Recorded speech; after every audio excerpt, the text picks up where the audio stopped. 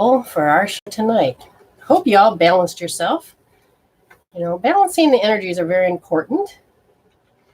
Now the lighting, I don't understand whatever happens to this video because it is so ungodly dark. I've tried everything and now it looks like nah, I got to get the overhead fixed.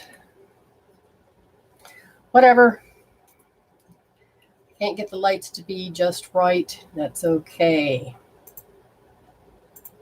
And we're off and running, people. So we're made of energy. We're electromagnetic energy. And why do I do this show? It's not about being psychic. Y'all can corner that mouth all you want. I want to empower you. Why is it important to be empowered?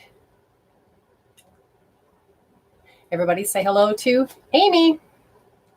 Hi, everyone. Can you hear? All right. Why, Amy? You're like, I knew it was coming. I knew it. Well, part of being that moderator is somewhat like co-hosting to some degree, right? Sometimes I need somebody to talk to. In this case, remember to always watch the timestamps. And Amy, I gave you a second or two to hear me ramble.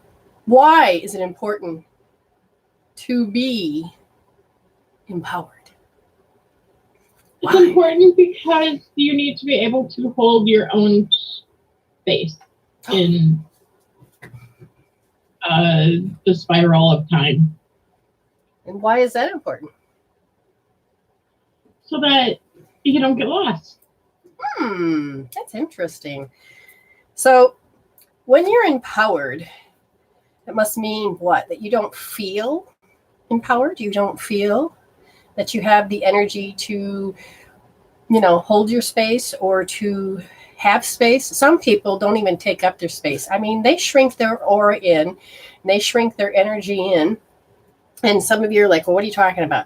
Well, remember when the days were when somebody would start yelling at you and you're just like going, oh, no, thank you. And, if we just shrink ourselves just a little bit, they may not notice us. But to be empowered is to support one another. Empowerment is for self-empowerment. And if we allow ourselves to be there for one another, then we can do great empowerment to help us and others. It doesn't have to be a lone journey.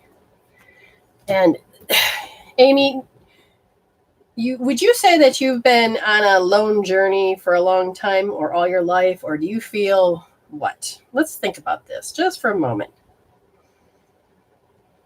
The lone journey.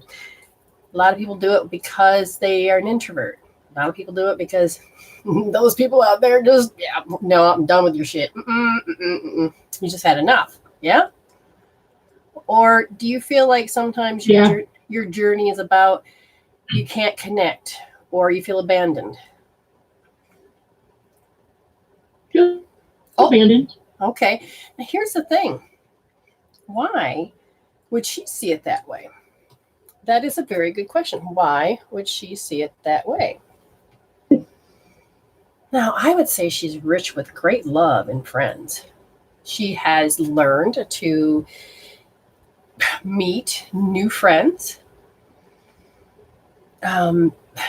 We have the pilot class, and I know everybody just loves you.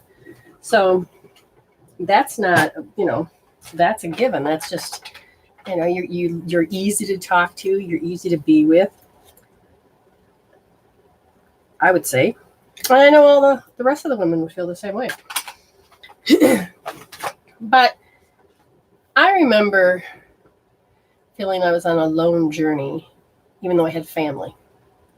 I felt like I was on a lone journey, even though I had friends. But when you have friends or people, it's not about, I'm going to win you to on my side. It's about, if you believe in yourself, you'll start producing people that'll believe in you too. And if you believe in more about who you really are, the more people you attract. Most of the people's energy, when I see energy, the energy cords go out. What do you mean, energy cords? Well, there's something called entanglement cords. What do these entanglement cords do? It is how we use our ego, the lens that helps bring the physical into reality and hold it for us. But it's when we over-identify with matter and make ego the ultimate, that the emotions are the drivers that force us to act and be a certain way. Whereas the entanglement cords help us to connect. Like, there are days now, Amy, I would say we're about 10,000 miles apart. Yes, you're in I'm in Australia, and you're where? In Minnesota. Minnesota. And there are days that I can feel when she's like feeling like shit. Well, that's because you're Brenda. No. There are days that sometimes she'll just turn around and go, I think I need to do something for Brenda. Well, when you're connected to spirit and you're communicating with that part of yourself, there is no such thing as time and space and information. It is in the quantum field of being able to have all of these opportunities being seen for you, instead of saying, oh, it has to be this way, this way, this way. You live in the expectancy to be able to connect. And I'm frozen on that screen. I hope I'm not frozen for anybody else. But what does this mean? The entanglement cords is what helps to bring each other together, to help us create this hologram of life. It has a spooky type of energy where I could do something and she could feel it. Or, if we were to really understand consciousness, we're the ones that put linear time. We're the ones that put the limitations. We're the one that stops ourselves. You go to the masters and those great monks, thank you, Betty, have learned how to achieve. Did you know that the left front of your frontal lobe is the happiest place in your head? Did you know that? Most monks, when they started to measure, when they did compassion and joy, and you know what lit up? This left side. When antidepressants are taking, what happens is that you will feel it usually right here, numbing you. What is it numbing? It's numbing the sadness. Why does meditation work? Because it helps change the brain waves. It helps you to disconnect from the emotions. So when I'm doing a soul read, energy, whatever it is, it has nothing to do with being in your space.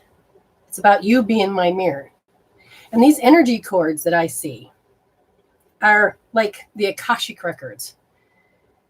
I can begin to see where, you've lost all this much power, life force, the chi, the thing that makes you breathe, to an event, a story in the past, whether it's epigenetic, past life, or just in this life, in the conception, any of that. How so, Brenda? So glad you asked. Well, what it boils down to a little bit further, boy, I really don't understand my light situation today. And that's what happens, is the light refracts differently. Frequencies start to communicate differently. These are frequency charts. C, B, D, C's and D's and B's are all about, not all these, but they're all about physical. And then you have your mental, and then you have your emotional, and all of that makes up you. Okay, so when I can see that, I can see the key, the type of emotion that's locked into your molecules, turns it on like a car, and you can rev that engine. But if you're in fight, flight, freeze, if you're in freeze, you ain't going anywhere. You panic, you got anxiety, you got all this head or your stomach, and you're in your chest. And you want to run, but you can't. Well, that's usually the bladder meridian, and you have paralyzed will. Or if you want to go and fight, flight, freeze in the fight, your liver will start going off, and you just want, come on, put them up, put them up. And you don't know why you want to rationally or irrationally fight back. I mean, you can logically say, yes, this is it. But there's a filter for that. Why is it that we can be in the same room and all of a sudden, and this, I questioned this years ago, and I found the answer. Me and my one friend, well, there was like a couple, but we go into this group, and there's about 20 people there, and there's the teacher sitting up front. And I'm like, oh, now I'm sitting back. Now I've been with this teacher for quite a few months. And so it was new to my other friends that arrived. And I was excited because she spoke to them. She addressed it. I thought, how cool. Things are being, things are moving. And lo and behold, we get into the car to get ready to go home. I can't believe that bitch. And I'm like, wait, what? Your computer? Oh, yeah, her computer froze. She'll be back. I just have to pay attention to the button I can't see. But why? See, there's that. If you want to ask, if you while I'm doing this presentation, as you learn how to function and live your life and to change, to grow, you can send your emails to right here with your question. And when we read it off, you'll get your answer. Because I'm running 3 boards. And even when I ran one, people would come and go so fast, stay 30 seconds after they say that. And then I go to do it and they're not there. But you already know this. Send it. Oh, well, what happened here? Send the information. I'll read it. You'll get a minute. Usually sometimes it'll be more than a minute. Could be a bunch of cards, not one, but maybe 5, 6, you don't know. But I read energies. So when you are looking at those energies, when I am, I want to empower you because you don't understand that when that key goes into your molecules and you can feel the anxiety, the depression, all of that, you will feel it. Why? Because your emotions have feelings. Bear with me. Why? Anger is an emotion. Isn't that a feeling? No. Anger is anger, but it will create the emotion of feeling of anger. That's how you can distinct the different chemical peptide of that it's anger. Anger is designated to actually an organ called the liver. And the gallbladder is about that bitterness and resentment. Galled. All right. So your organs help you organize your thoughts and your feelings. But going back to understanding why when I was with my friends and we're all looking at the same teacher, the one walked away and she was such a bitch. And I'm like, what? My other friend says, what are you talking about? She didn't trust you the way she treated me, blah, blah, blah, blah. And I'm like, I didn't see that and I'm sorry. And then she says, well, it's because you were doing something else. And then the other friend says, I didn't see that either. I thought she was being nice to you. No, you're all crazy. And we didn't mean to set her off, but at the same time, she was right and she was wrong. How can that be? Did the teacher do it? Here's the thing. What does your filters say? What do you mean filters? You have this external environment and you take all 400 billion bits of information and you take in 2,000 bits of that and the rest falls. You delete, distort, and generalize. You categorize it, you capture it, you put it where you need to. But it also runs through those entanglement cords I tell you about. So if you have something happen to you at 2 years old of being screamed at and that's petrified you and that caused you to have stress, you've lost power. When I asked in the beginning, do you want your power back? What does it mean to be empowered? It means that when you heal, when you resolve to evolve, when you tap into your innate wisdom and your body does the healing, There's nothing magical I can do except for rearrange the words that you didn't know existed, to give you the information that you already know, but in such a way that you can understand it now. And she's here. So what does that mean? When that energy is tied to a past, a trauma, a drama, into those filters, you have lost power, because it takes a certain amount of power, life force, to keep those alive. Those thoughts that drive you crazy, that costs you money. You get $100. But if you keep spending that same amount every day, and you spend too much time in one area of your life, you're going to be thrown off balance, and you're going to go into spiritual debt. And spiritual debt is not a healthy place to live. Not physically, mentally, emotionally, or spiritually. So what is this thing? Did you know you have a sensory style? Simply put, you have a sensory style. I'm only going to talk a little bit about it because I'm creating classes to help you. Auditory. The ears. Very good. I heard someone say, yes, the ears. But did you know that if you hear it a certain way,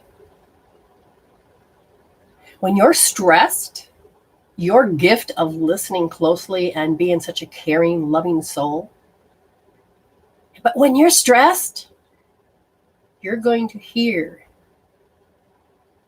things that were not there, because it's going to tap through your ears, through the filter of that trauma, and it's going to go through that energy cord, and then it's going to come back to you as an internal representation of what you are going through, usually the age up to when the trauma and drama was. You just lost your power to the things that have happened in the past. The emotions begin to feel. It's like they're taking a shit, okay? Yes, you heard me right. Your emotions, if they're not positive and feeding you, they're going to deplete you and drain you. And a lot of times they're going to feed off you, and you're going to have to feed it because you're creating thought forms. And those thought forms need to be fed. The brainwave has said this is how you're supposed to vibrate. Your brain needs to become unhealthy. Why? Because inside what's called the nucleus is that part of the brain that has now become the fear barrier. That caudate nucleus, when it's huge and throbbing, guess what? You could be the biggest scaredy cat in the entire universe, and you're going to have just a sliver of joy. But you are hardwired for joy. You're hardwired for joy, but you've had your experiences cut you off.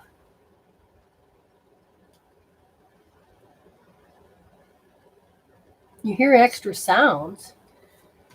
No, it's not that. It's hot. I would hope you wouldn't turn on my fan. Yeah, that's all I hear when I turn up my volume on my phone. Is me? Is the fan? The fan. And it's not bad. Okay, well, is that it? Because I just closed the door.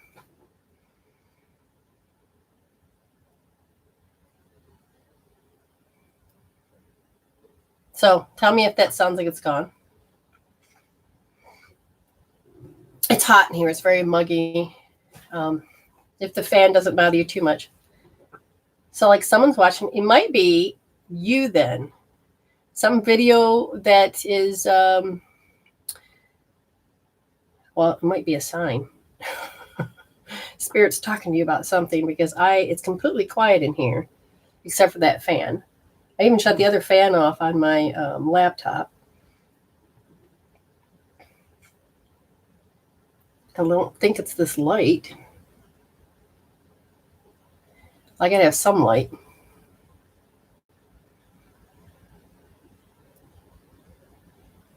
I hear nothing else. You know, all I heard was a fan. Well, hopefully then, if you may have to what do you call it? You may have to restart your phone, shut things off, close a few things, not sure. Oh, wait, I can hear a faint sound, but it's not affecting the video for me. I'll sign out and sign. Okay, yeah, tell me if that works. I don't understand. I don't like when we have audio issues.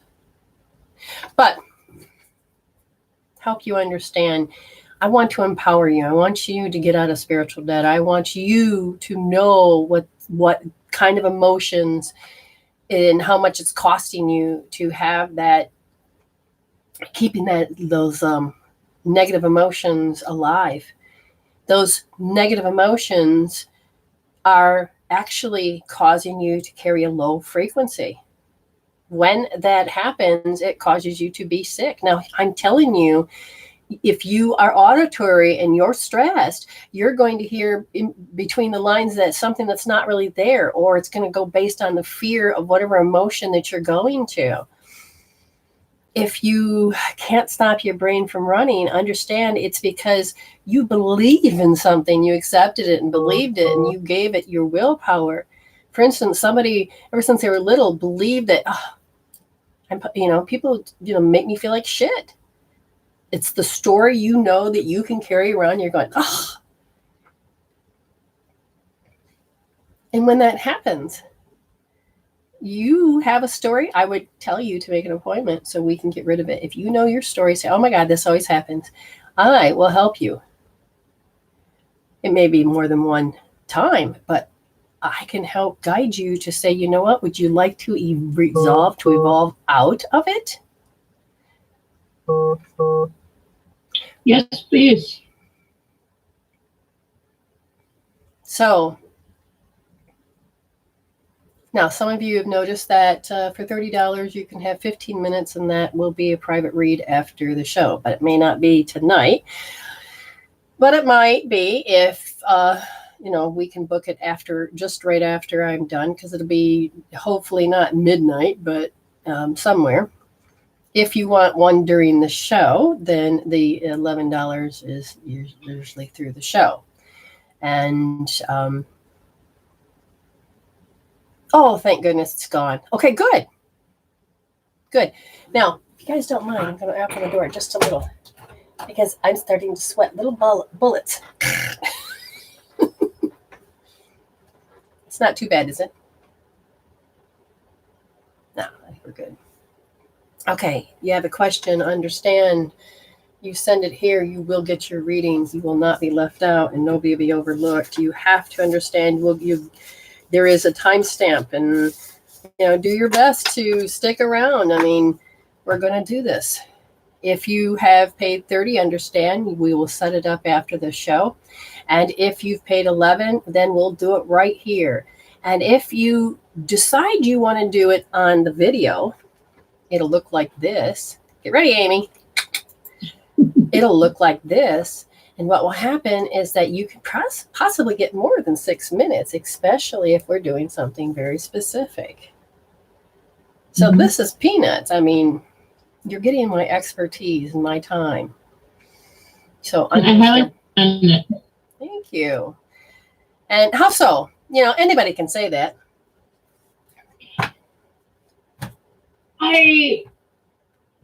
What makes me different than all the other people? It's like psychic readers. You read the soul. Whereas other people, they just read the cards, or, Like, for instance, if I read Amy, I'd say, okay, well, we don't even have to have a question. I'm just going to flip this up. They said, forgiving and learning. So where have you forgiven or not forgiven yourself today?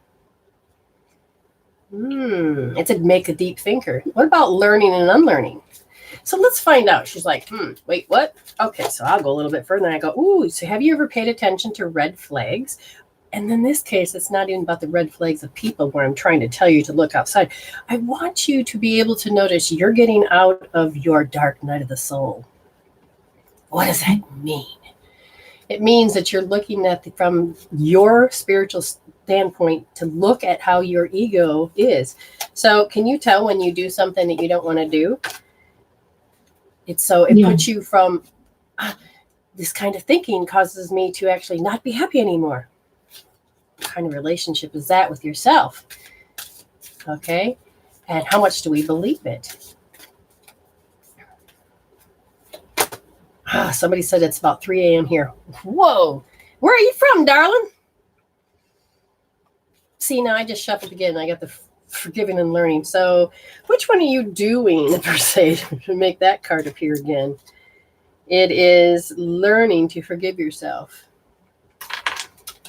Oh. Hey, Angela. I mean, you're learning to forgive yourself. Now, what time is it there in Minnesota? Minnesota. It is about 5 minutes to 5. 5 minutes to 5. We're going to start taking, besides auditory, there's visual. And then there's feeling, which is kinesthetic. And then there's digital. It has an interesting set of words. I sense that. Those type of words. But you have your own predicates you use. Yay, Angela. All right. It is here in South Australia, 9:26 p.m. And we try to do the show my Tuesday at 9, which is, for some of you, is your Tuesday in the morning, right? Mm-hmm. So where is that, Danielle? Danielle? I never say it right. So are you in for that early in the morning? It have to be a Tuesday somewhere, huh? I'm guessing like the Pacific time zone. Yeah, true. Because in Paris and all that, that would be you probably about 10 or 11. So, all right. Anybody write in? Yeah. Well, and then and I'm going to double check to see as far as who has dun, dun, dun, dun, dun. If anybody, that's not right, Brenda. Somebody has paid. You know what's interesting also about this? So you can have your sensory things be the filter, and you can have those programs to be the filter. But did you know that in your aura, a lot of people that suffer most is because their celestial body is not connected? Ooh, 6 a.m. in Michigan. Hello, Hannah. And that surprised me because, you want to know what I learned today, Ames? What's that? I noticed it yesterday, but then it was confirmed today. So I've been on a 3-day or 4-day journey of just learning very specific healing tool. Very, very, very specific healing tool. And did you know that when you apply self-abuse, it throws off your learning style? So if I was supposed to be kinesthetic, feeling, I wouldn't use that filter first because I would turn it inward and then I would cause all the damage to myself. Which means when the energy is, it's either coming at you, lording over you, feeling deficient, but when you turn it on into yourself, instead of something attacking it, but you attack yourself, your sensory system style, when you're stressed, your dominant one moves to where you can deny it. And so you really can screw up your world if you have self-abuse because you're not sure how any of that works. Just to let you know. That's interesting. Yeah. And did you know that when you do self-abuse, you roll your aura in up to the aura point because you can measure your arm to find your aura. You can find which aura is disconnected. And usually the story of the emotion will show you, like, for instance, if you're made to feel like shit and you're like, yeah, it sounds like my life, you can find out which aura and you can find out how far it rolls in. And then when you're stressed, it'll come tighter than a drum, which means you can't move things along. And that's cool. And half the time when you're doing self-abuse, you're taking on other people's energies and you don't even know it. It's not about feeding. No. Is that you feel like they're attacking, but you want to connect, but you don't know how to connect. So it will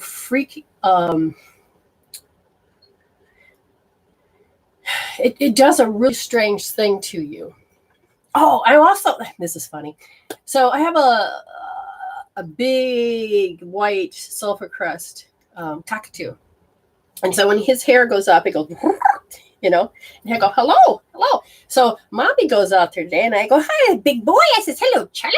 And I'm talking to Charlie. And I says, hello. And I went, hello. And I hadn't realized, but my hair was doing what he was doing. He's like, all excited. And I thought, oops, was that a bad thing? He's like, oh, hello, hi, hello, hi. And I'm like, oh, Charlie likes mommy's hair. Charlie, look at mommy's got feathers. Charlie.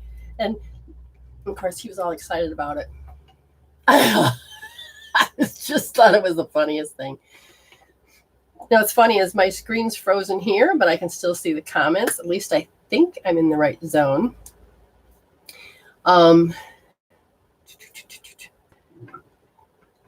Melbourne, awesome.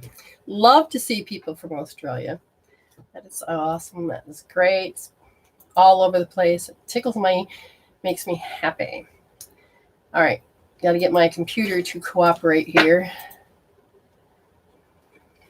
And if it cooperates, I will be able to see what's going on.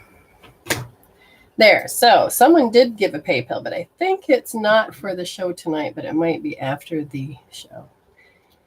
People have asked me, how can we do readings? How can we do stuff? You don't realize I do private readings, huh? On your phone. What about my phone? It says, don't know if it's just me, but I can't hear you. Oh! Is that better? No, that didn't do it. Let me mute myself and I will go back. No! No. I didn't do anything different. It's that darn... No. So we have... What's the story here? We have audio issues. Or we're hearing things that we're not sure of. And what was the thing I talked to you about style? Things are frozen. Where are you at? What is our sound? So we're talking about our filters. Okay, good. So the people on Medicine Woman, Brenda can hear, but in Medicine Woman Soultion, they can't hear. Anybody else? Yeah, I could hear you. Okay. Well, I turned up the volume, which I normally don't. It's just me. Okay. Is it just me? I don't know. Restart, hon. Let's see what happens. Or find and see if there's a volume button. Because on my phone, I have a ringtone button or volume and a medium volume. I don't know how to turn up the medium volume because I just know when I go to get in bed at night, I make sure the volume's down. And then all of a sudden, video comes on. Hello. And I'm like, what? And I have to turn that down. It says medium volume down. So I scare the crap out of myself. Yes, I have that problem when I turn on a bit to be able to watch the video on my phone. Mm-hmm. So I can end. Okay, so I'd like to, I know that Deborah Webb, she paid for a 15-minute, I think she paid for a 15-minute. And wherever you are, Deborah, let me know so we can have a connection. So if you happen to be here, if you paid for a 6-minute versus a 15-minute, let me know, because oh, good. Thank you, Faith. Because sometimes I don't understand what PayPal does. I don't know if it's just because I live in a different country than some, but it never comes across watching right. So, it is always a different story. So we read what Spirit says. Okay, so hopefully, Julie, you'll be good and you can get back to hearing. And if there is, I'd like to hear that, Deborah. I'm going to find her. There you are. I can hear. Oh, yeah, there she is. Okay. So what did you pay for? The 6 minutes or the 15? Because 15 is after the show. And unless you want to come on, if you want to come on, Debbie. Oh, I love Sale. Sale was such a pretty place in Australia. If you ever I loved Sale. I tried to find a sticker from Sale. But Deborah, if you would like to come on the video, we can do 15 minutes of right here. Ha-ha. Yeah, hey, that's possible right then and there because, yeah, if you'd like to do video. Now, the 1 minute reads. Yeah, she paid for 15 minutes. How would you want to do it? Because otherwise it'd be after the show or tomorrow being, because I don't know what. Okay, Sale, what time zone are you? Because I got 9:35 p.m. Amy, are you frozen again? Oh, you just moved. Okay. Do the 1 minute reads. I mean, who's wrote in so we can start cracking? Patty wrote in yesterday afternoon because she would be sleeping now. Oh, see, that's so smart. She knows she'll tune in and watch it later. Who is this? Miss Patty. Miss Patty. Oh, she's smart. Okay, anything special about what Miss Patty wants? Nope. Anything. Anything. Ooh, ooh, ooh. Okay, I hear that song. Dance, baby, dance. What? I've altered the name of that, so I call it Dance, Bubby, woo, woo, woo, and I sing that, and I can't remember what the original words are now. Dance monkey. Okay, gotcha. And I made my timer disappear. Oh, isn't that a hoot, Ames? Okay, so audio sound, we were talking about visual and audio, the filters and not being able to see things that I've created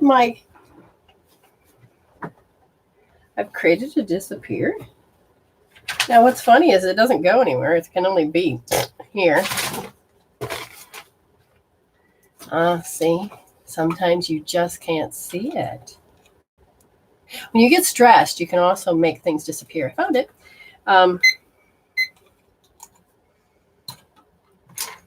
Oh, love the fact that you do that. Okay, wonderful. So it's 10:06 there. So you're about a half hour ahead. You decide how you want to do it, Deborah, because we can do it after the show. It provided we're not too late, or we can do it tomorrow. I have a doctor's appointment tomorrow, but I will honor it. Don't worry, we'll get there. Or we can do it right here live. Miss Patty. Now she's she already knows that. Okay.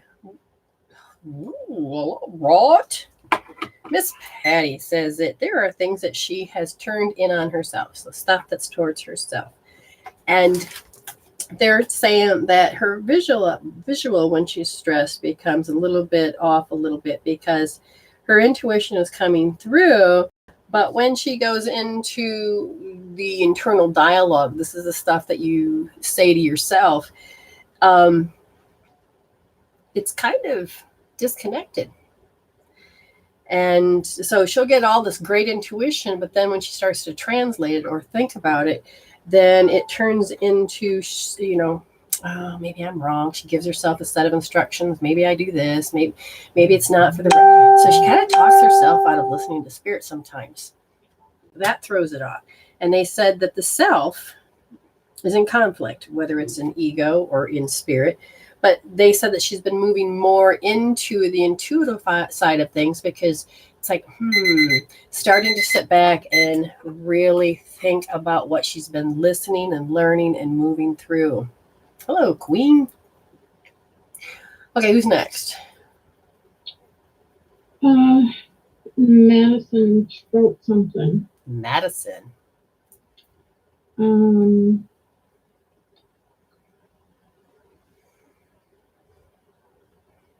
Wanting to see if anyone from the other side comes through.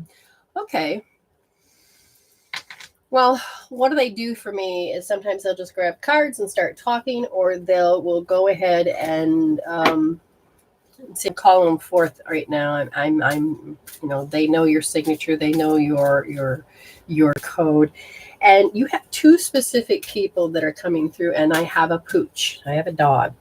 I have two people and a dog. Now, I feel like they're representing that they're a couple in some form. They're not quite showing much except for the fact is that they show me sunshine and they're in shorts. And they said that they lived in victim consciousness. And so I don't know if they're your parents or what, but it was like something about passing that down. And they said that notice if your cup is half full or half empty, because if it's half full or half empty, you need to make it refillable. And sometimes when we do that, we say, I know that, and we not going to take any more in our cup because I know that. And that makes it so you're not teachable. And so therefore a lesson will keep coming in your face, from a whisper to, a kick in the ass, a slap in the face, a bee sting, all the way up to a bitch slap, and getting down on your knees. That flying bitch slap's going to come and just knock you silly to the point where you're forced to have to change who you are. And they say that there's a great amount of sadness that seems to be flowing around in your heart. And they feel, and I'm assuming this has to be some type of family, because they feel sort of responsible, because they said, and they're saying that's blood related, and that there was always this force of a particular outcome to happen. And that has been a minute. I just forgot to set the timer. And so you feel the pain. And so there's a deep set of pain from 3 years old. Okay. Next. Cool. And is wondering if her sister is able to come through. You said Nicole? Cole. Cole. Oh, Cole. Duh. Okay. Amy, Faith wants to know how far along she is in the line. If you could just kind of tell me, like in a row. Right now we have Cole, who? I didn't hear that, sweetheart. Cole. After Cole is who? After Cole is Jordana, and then it's Faith. Okay, so you're basically 3 minutes away. Roses are red, violets are blue. I told you a joke once or two. I'm not a good rhymer, but hell, let's just have another beer. I have no idea what that is about, but there's somebody that has some type of a particular humor. Somebody that has you may not recognize me because I look so different now. I go by what I want to look like. They're showing me that, yes, I like it. I got a totally different style. But there is this part of me that says my death was painless. Don't worry or hold on to guilt. And I said, okay, why would you need to bring that up? And it has to do with, it is not you. It's not your fault. So they're showing me a little bit of a pattern. And I'm thinking to myself, so did they carry a little bit of guilt? They said, well, it's what you do to yourself. It's just something that you normally do. That's how you show love. And he's trying to push me to say, oh, it's a he. Did I say it was a he already? Well, anyways, it's a he. He's trying to push me into saying, tell her about the fact that a guilt makes you do a have to. And people have learned and pushed you so much into, they want you to do something that they will use ways of talking. And they said, turn the love to yourself. And they're, okay, I will. Use, like, for instance, you can do the Oh My God, OMG healing tool. And if you go to my site, medicinewomansolution.weebly.com, look under healing tools, you can find the Oh My God one. But when people start playing that, if you begin to notice it and you notice the pattern, don't get mad at them. Just say, oh, my energy is going out saying I have to track these people. I'm going to stop that right now. I'm going to empower myself and I'm going to heal that out. One of the things you're going to do is look for the healing tool that says pick yourself up, because your energy spilled all over. And they say, go back to when you're specifically about 6 years old. All right. And you said who's next? Jordana. Yeah, I don't know it's a he. All I heard is a he. Okay, so Jordana said what? Okay. I lost a dear friend of mine a few weeks ago, and she was quite young, 27. And her death was sudden. I have been feeling very lost. Please tell me there's good things coming my way. Good things coming your way? Is that what she said? Yeah. You okay? What are you, timepiece? You talking about a watch? Timepiece? Timepiece. I don't know what pearlescent means, and I'm not sure what timepiece means. You want me to grab one of these? Okay, real quick, we're going to grab one of these, and it is, love is just strange. Yeah, I agree. Love can be strange, which means in this case, love equaled something. Love equaled not love. And if you go here, it says, don't be afraid, but you have been to some degree of letting that, letting that pain go. And that is when you start to let the pain go, it's not letting them go, it's letting them get closer. But then there's also that fear of that too, because you think they're going to show up as a ghost, scare the effing out of you. That's not the case either. Sometimes it is like you heal that pain, and OMG can really help you process those chemical peptides, that emotion that's causing you to feel sad. You see that hat there? Okay, I have a sweater over there too. My mother died in 1992, and what happened was that I moved to Australia here in 2014, and I was already communicating with my mother on the other side. I've healed all that pain and that loss, and what happened next was that I met somebody and became a good friend, and she left that behind us. Hey, you left your hat behind. She said, keep it. Now, prior to that, my mother gave me the clue, Angora sweater. Now, she had that. She was from the 50s.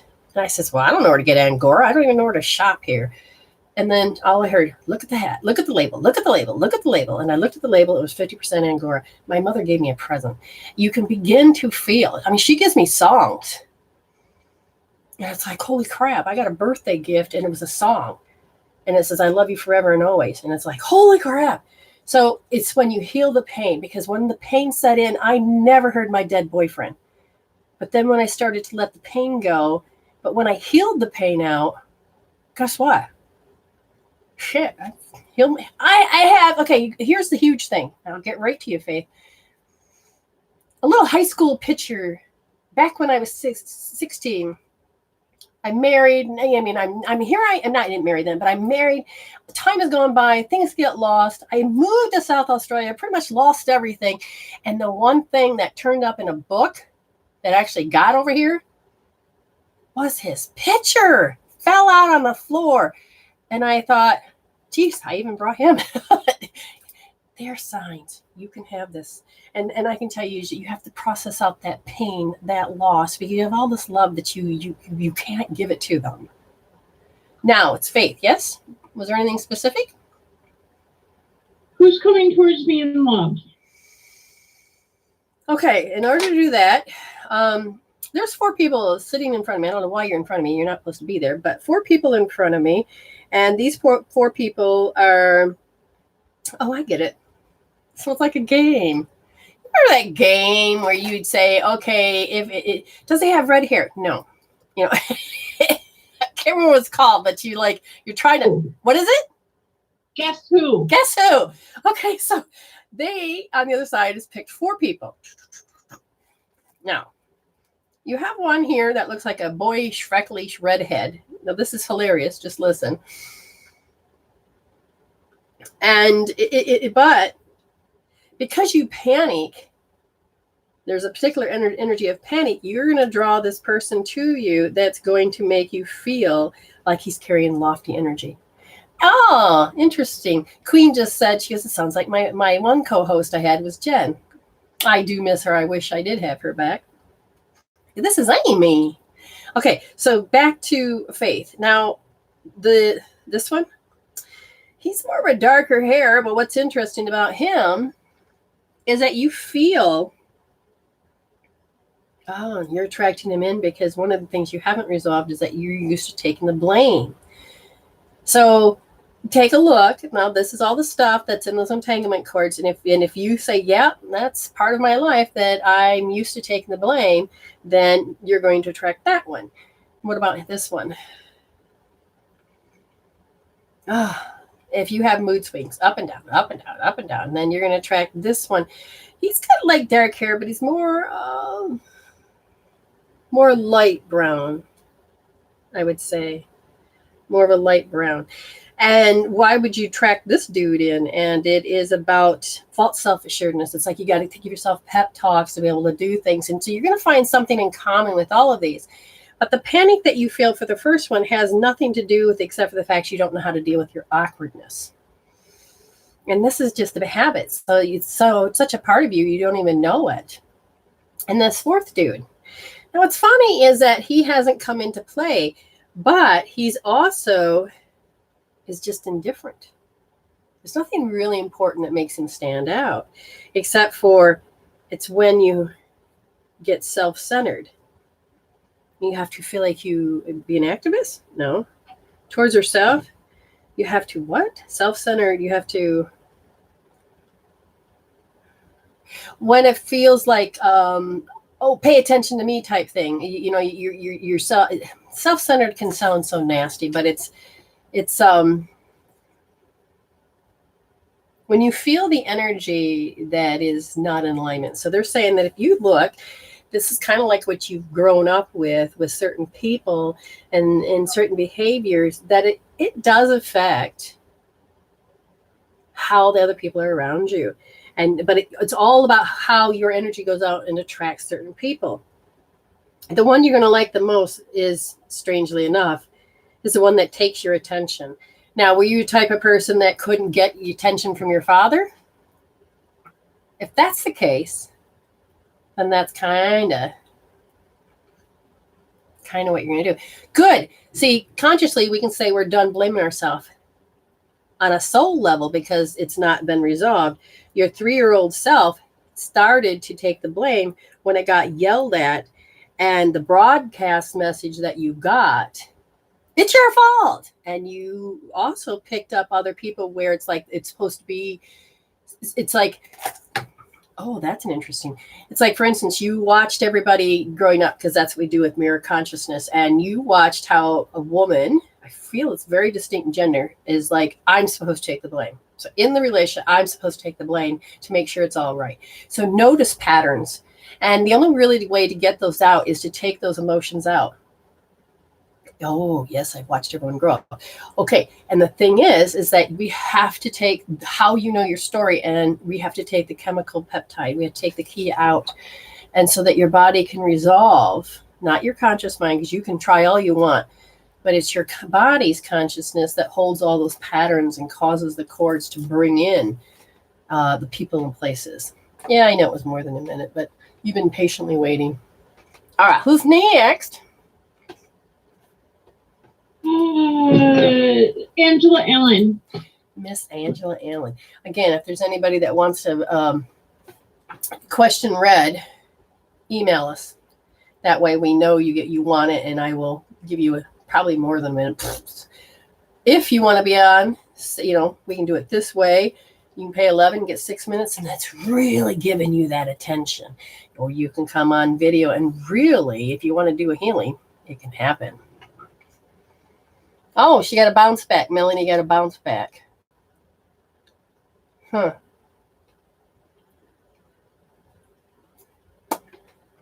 Remember, it is MWS4U@dr.com.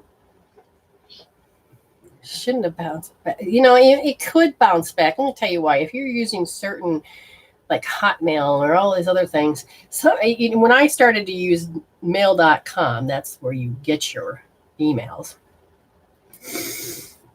Holy shit, I just picked up somebody that's choking. Oh, hope you're okay out there. Ooh, who's having a choking fit or an asthma attack? Who are you?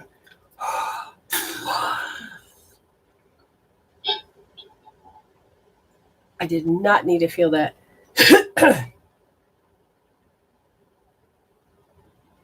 Sorry, you got to give me a second. I got to figure out if this person is alive or dead, or if it just happened, or if they're in my space and they died. Oh my God, the sinuses are terrible. They're really...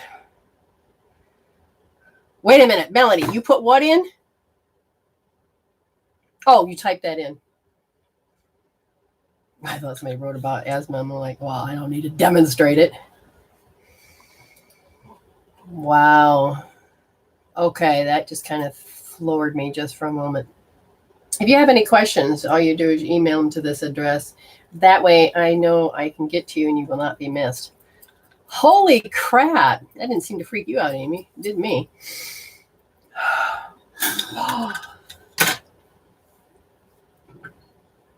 Okay. I mean, you did my eyes bug out. I didn't see it. Okay, I'm sorry. There is a dead person very present with me right now that's like, I want my turn to talk. Now, normally they're supposed to get their ass behind the thing, And we must have some type of an accent, because why would I need to talk like this? And they are talking about that. What do you mean very egotistical? Because there's just the right way and the wrong way of doing something. And I'm like, seriously, dude. They believe people are so stubborn they won't think for themselves. I have to do all the work. I don't know who this is, but good God, what? Ha! I'm a good guy. I'm not the enemy. Oh, now I feel a female. What the fuck? Hold on, people. What? Somebody is extremely self-conscious, and when that happened, it can bring on your asthma. Not the lungs as much as here. Oh, yay, Faith. We got an epiphany. High five, girl. I'm not sure who that message was for,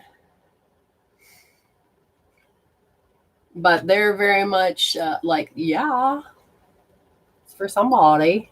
All right, whoever can cop up to sounding it like them, that's... Somebody's asking, mirror, mirror on the wall, who's the dumbest of us all? So somebody's condemning themselves? You be careful, they'll end up tattling. It is when you have extreme erratic behavior. Erratic behavior in this case is that you're jumping all over. It's funny because do you know a junkie that, did you know one? And it's just hopelessness. This hopelessness is continuing. What the fuck?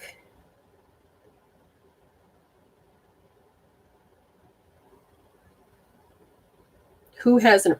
Okay, you can't just... Okay, arrested development. Somebody here, there, somebody from the other side's talking to you and says that you are in the Medicine Woman Brenda's fan page.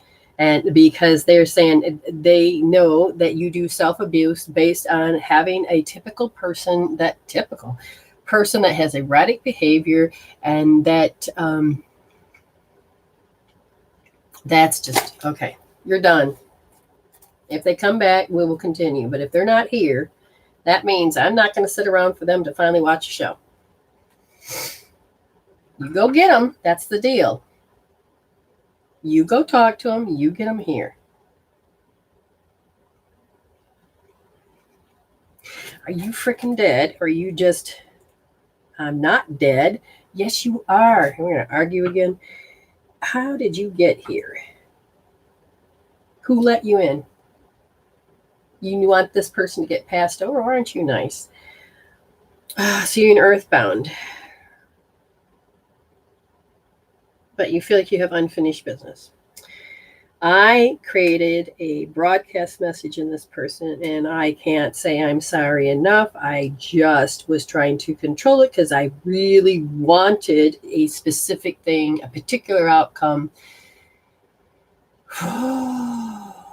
And they are very well determined. They're sorry. Now, I'm going to tell you, you pass on the other side. We're going to call in somebody for you, but understand, once you get to that feeling of that state of the other side, what you're going to do is you're going to get the answers you seek, and you'll understand how to communicate better than trying to wander. Are you fresh? No, you're not. You've been doing this for a while. Or you slipstream from another dimension. Well, is this person even here in this one? You're trying to find them. You need to go. See that over there?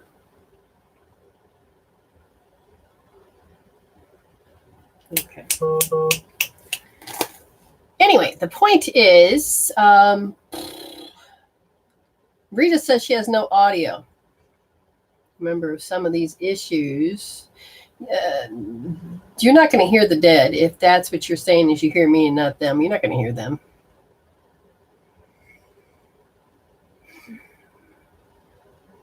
Well, don't worry. He's in restraints now.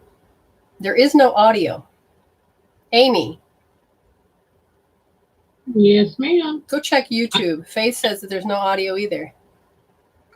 Oh, no. Faith says, oh, sorry. Okay. And say, you not messing with my stuff.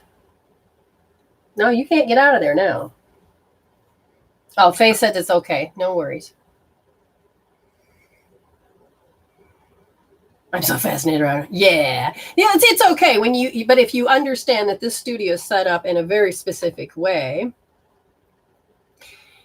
it is angels to the right, animals in the front, well, or in the back, but you have this whole group of people that are on the other side. Now there is I don't know if you want to call it, but it looks like a pillar of white light that looks like, but anyways, the point is that normally they can't come in unless there's a good reason. Now, according to these people on the other side, they let them in, but they already knew I was safe. So it's not like anything more, but the message got sent, but it is somebody that knows they're supposed to cross over. They just feel like they need to get the message out. They're taking this live video and hopefully it'll reach that. They know. Okay, well, good. But once you get to the other side, you'll begin to understand, because trust me, you're going to live in a review that you're probably not going to wish you'd seen, because how you hurt, you begin to see it beforehand. But you'll get that resolved. Somebody take and mute that. Thank you.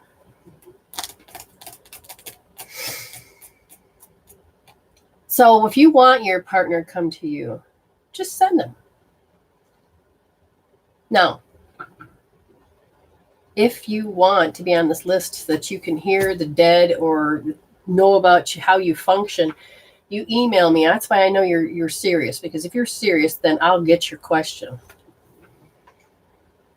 All right. Melanie says that the will not go through. And so she just wants a general, and you got Melanie on the list. So Amy's writing it down. If you're having email trouble, so we ready to go? You want me to do what? This one. Oh. Okay, so who's next, James? Okay, did we do Angela? No. Angela, sweetheart, thank you very much for waiting. Oh, well, she had gotten a phone call, so it was probably... Oh, you guys are funny. Is that it? She couldn't get there, so you took the... Okay, yeah, they're all in agreement. Yeah, I knew there was divine timing. Okay, Angela, you're back. You're funny. Okay, ground yourself, girl. You have been learning a lot about your life, which is good, but you feel like you've been around swamped.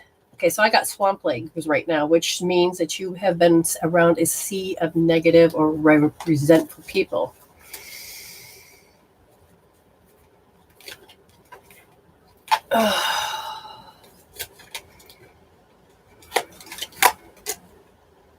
Relationships are good. They're getting better. It says relationships are just mirror images of your own life. You have feel and treat yourself, as well as how you react. So the very specific thing for Angela is they're telling me that you're going through the dark night of the soul. There's something very specific they want you to be aware of. And your ego, you need to let go of that particular ego.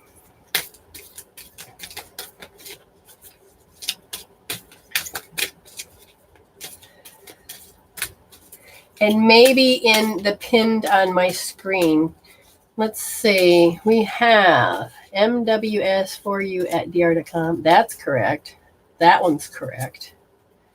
Oh, they're both correct. Well, all three are correct. I got one on my screen. I got one on my, and then you got the one pin below. Okay, ready, Angela? There's some ancient wisdom. You want her to change? No, you need to let in. Is it because of her background, being a female? It has to do with actual karma? No. Your ego.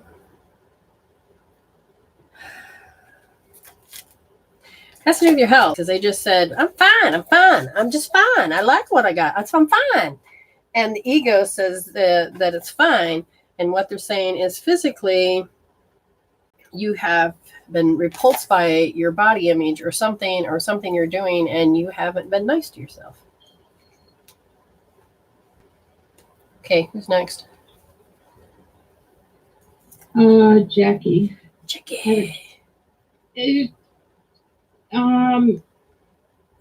Owie kitty. Is that owie kitty part of the question, or is that just your cat? Oh, trying to climb up my leg. Okay, so. His father going to be sent back to his country. All right, let's look at the variables. Who's here to take this one? You are. You're here. Will the father be sent back to the country? So how many variables? There's 4.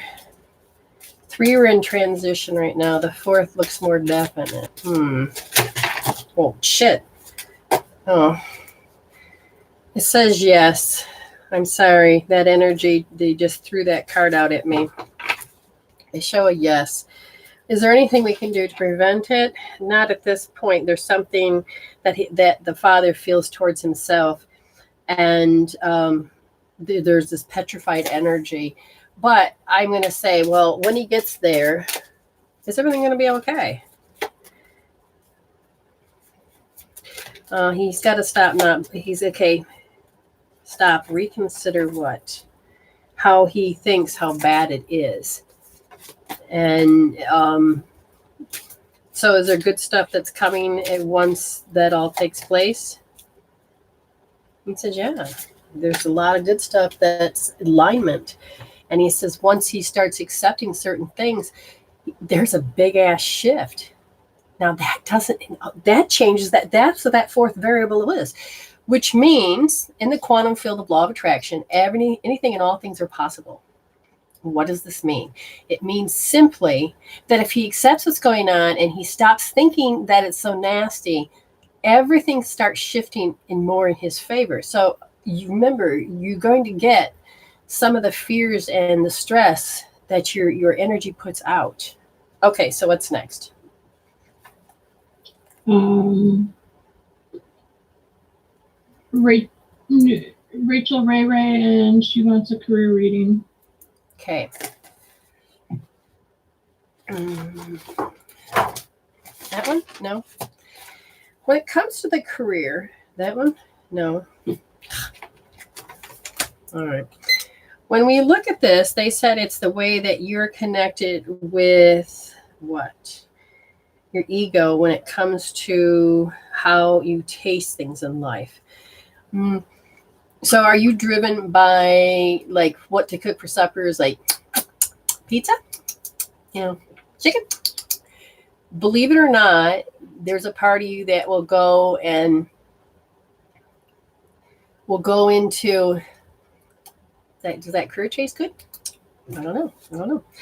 And they said, but what you do then is that you go into the internal dialogue and your ego and you have an argument. And that argument says what? Oh, it's this extreme awkward feeling, which then puts you into the overwhelm and puts you into the I-it relationship. So then it makes you go lockdown. And I'm like, well, why do you do that? Well, when you had 3 years old, and give another one, 15, it went into how you believed in yourself and not believed in yourself. And even though you're consciously saying, I can do this, I'm going to do this, and I've talked myself into it, your body's consciousness is saying that this is a habit and a part of I'm self-conscious. It's like, am I naked? Can everybody see that? Oh my God, can you see my vulnerabilities? Oh my God. And they're saying that if you learn how to like hook up the energy, belly button and finger or forehead, push in and lift up, and you start keeping that energy flowing, you won't be taking in other people's self-awareness of being scared. You won't think that's you. You'll be able to feel a little better. Okay, that makes any sense. You will actually shift yourself in getting in the alignment to the actual career that you're meant to have. Okay, next. Izzy. And she says, just wondering if I could get a 1-minute reading, please. Just sort of asking if you have any insight into how life is going to be for me, because right now I am struggling a lot with mental health. I am needing some help. Okay. Thank you. When it comes to the mental and emotional health, I'm going to tell you that I want you to go to medicinewomansolution.weebly.com and look at the under healing tools and look at those. Start applying them. Start applying the healing tools, any and all. Your mental health is based on a chemical peptide, an emotion, a chemical peptide. This emotion is taking a shit and it's your feeling the emotion. You're like, that's what that emotion feels like? And they said the main emotion that you're feeling is petrified, and that your body keeps repeating what happened at 4 years old. I failed. Something about I failed. Something you didn't think you're good enough in preschool. Something because a bully had appeared, and that made you feel. Read further. It took you how you can make a result of something. So let's say you made something, and you're like, look what I made. And, and then all of a sudden a little boy or a little girl, I feel like a little, some child your age came to you and went, that's not a horse, or that's stupid. And this type of language hit you that you believe that they're right. Even the teacher wasn't even supportive. But in your mind, you created it to be exactly how you saw it. The problem is that stopped you from having self-efficacy, the ability to create the results you want. You need to go in and take those emotions and kick them to the curb. How do you do that? It's not about pushing it, suppressing it, or any of that. Your body's going to constantly, the 41 thoughts per minute. And I'm talking about mental health. I really believe that you can do this. Amy, are you with me on this mental health? That if you take care of those chemical peptides, those emotions, your mental health will improve? Oh, most definitely. Okay. Mine did. Take a second. Amy, can you talk about it? Let me get you. There you go. Amy, what kind of mental health did you thought it was pretty good before?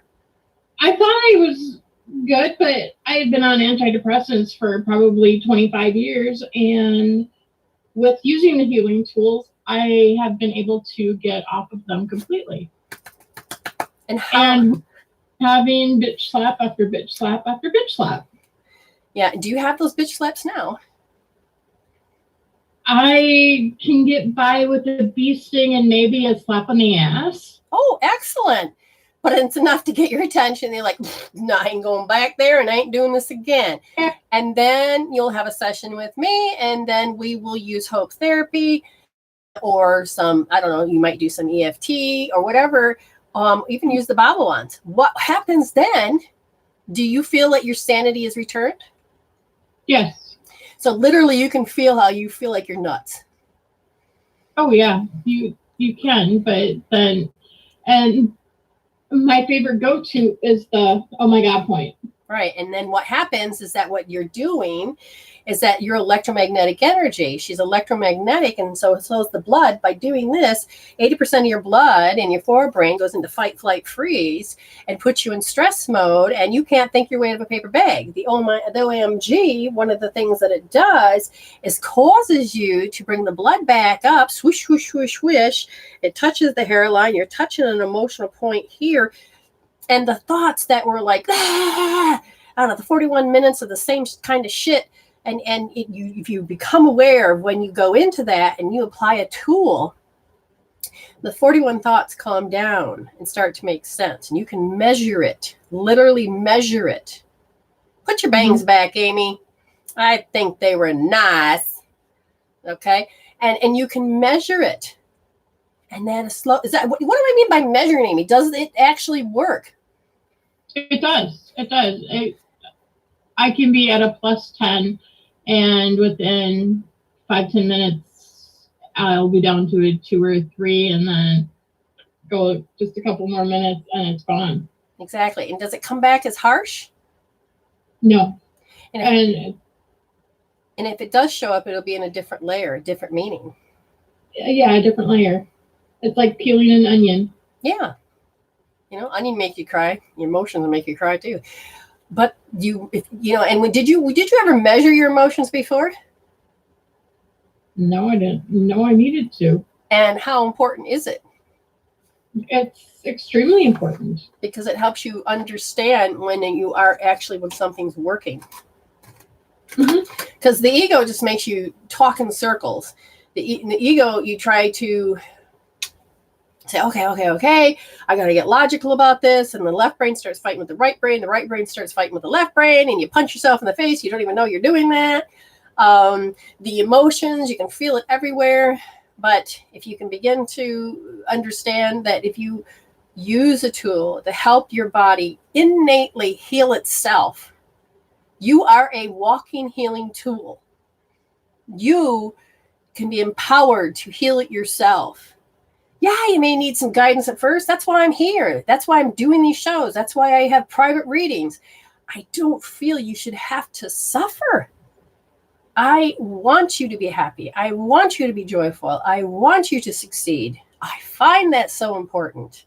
Why? Because you're me and I'm you. You're an aspect of me. We are all one. Faith says, ma'am, you say it's something in my head, or in my DNA, not my head. Is there a way I can heal it? Let me tell you, whether it's a DNA, you don't start reading about Bruce Lipton, and he'll talk about how he has studied about the DNA, and the DNA expression of the emotion changes. The emotions change. The emotion is expression, changes the DNA. And you can change that by changing how you're attached to that frequency of emotions. You understand? Now, Faith says, because it was when you were reading, I had an urge to cry when you said my 3-year-old self. Yes, And that emotion popped its ass up.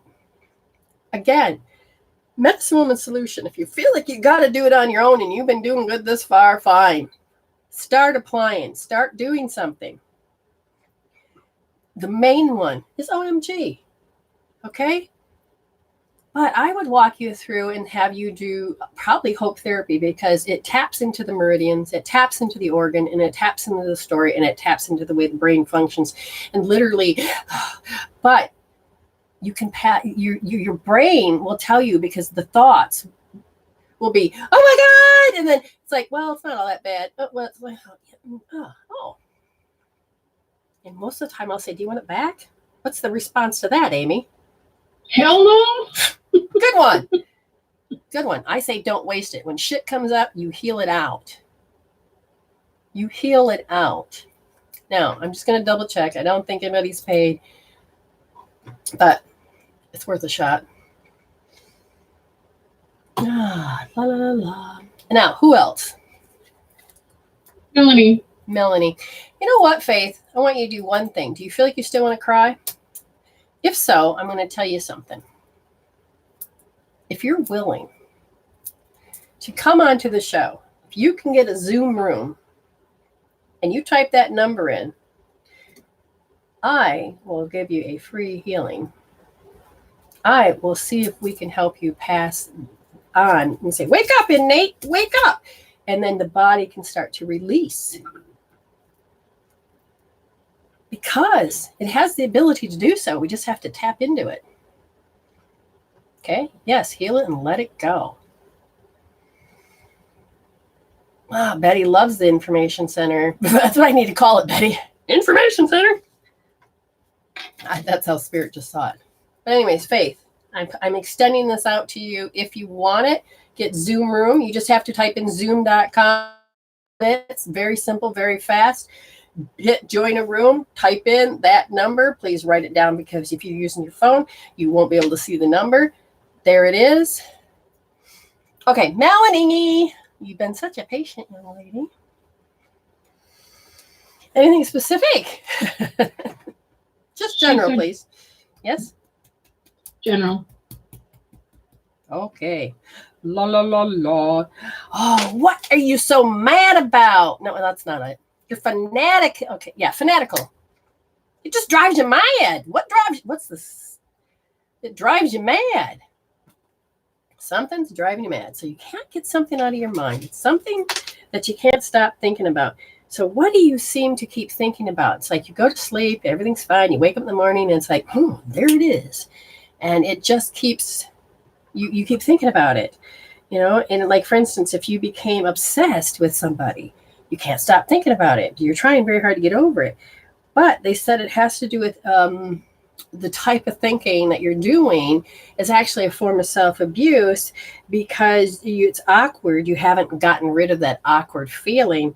And it has to do with that this person acted mean to you. They acted mean to you and you can't. Why would they do that? I don't understand that.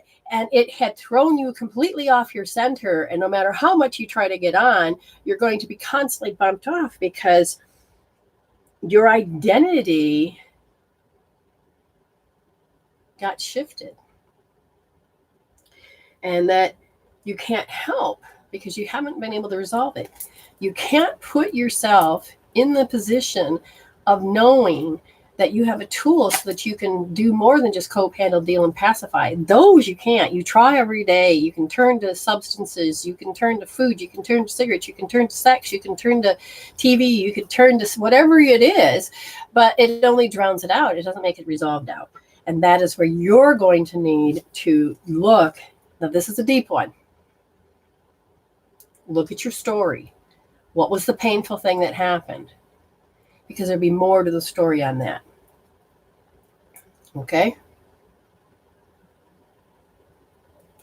All right. Who's next, Ames? Ellie. Ellie? Mm-hmm. Hi, Ellie. Just general. Okay. Miss Ellie. You can take me off the big screen. Oh, I did. See? You're gone. No. Take a second. Remember, it's like 30 seconds. Yeah, I know. There. Oh, you're going to love this, Amy. So, Miss Ellie, ready? Look at my. Now, I don't know if you have to say that or if somebody is constantly, you had to go, what? What? But somebody says, pay attention to me.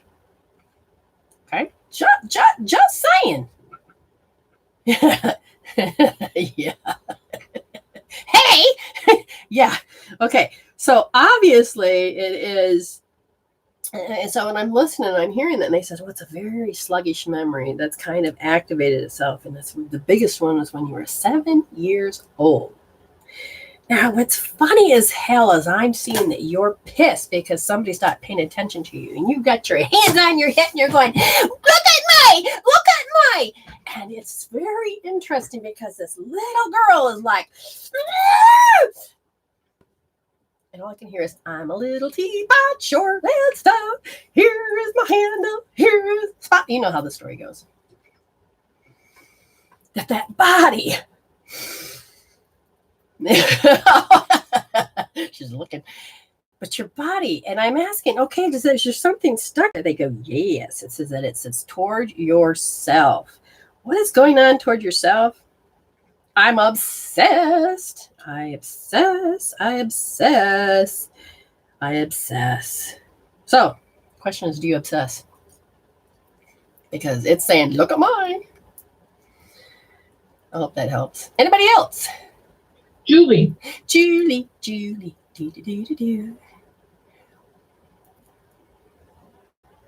Well, it's funny, Julie.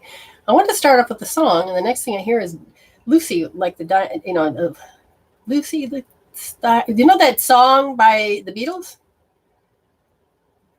Sky with diamonds in the sky. No, Lucy. What is that? They're all broken up words. I feel like I've got a dimension person with me.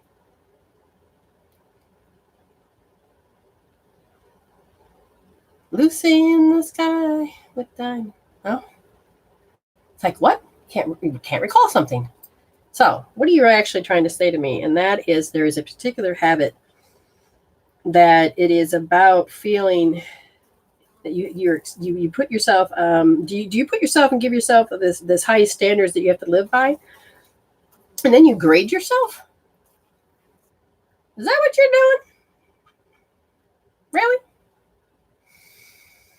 They said because you're not You're not what? Did somebody say that you're crazy? Did somebody insult you? Did somebody call you a crazy bitch? I'm just saying, because all of a sudden it says that it is because of that, it has caused a repulsion, which means it's kind of like, I'm going to put up my heart wall. Thank you very much. And nobody's going to come past this because I haven't resolved this. And so it's like, oh. So something to repeat. And there's a big fat fly. Big fat flies represent what continuously can be extremely annoying, or that you got to hurry up and do what? What's the hurrying up? Hurrying up to live because you got a short. So it's like, ooh, yeah. It's like you have a short attention span, and it's like, I got to hurry up and do this because I don't want to forget.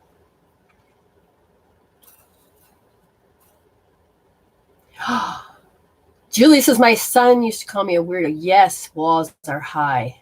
Well, all right. We need to notice that the little girl, the 7-year-old, took such offense. Why? And so toward yourself, you put that block there. What was the tactic that they showed me was this. So the story goes from me, and I'm wondering if I can display it good enough. So I got this cut on my thigh. It's I have a backwards L cut 2 different places, but this one across is scar is quite wide and quite long. And I was helping my sister take out the trash, and she turned the corner and a glass came out of the plastic bag and slit my leg. So again, my sister's like, oh my God, my sister's always bleeding, whatever.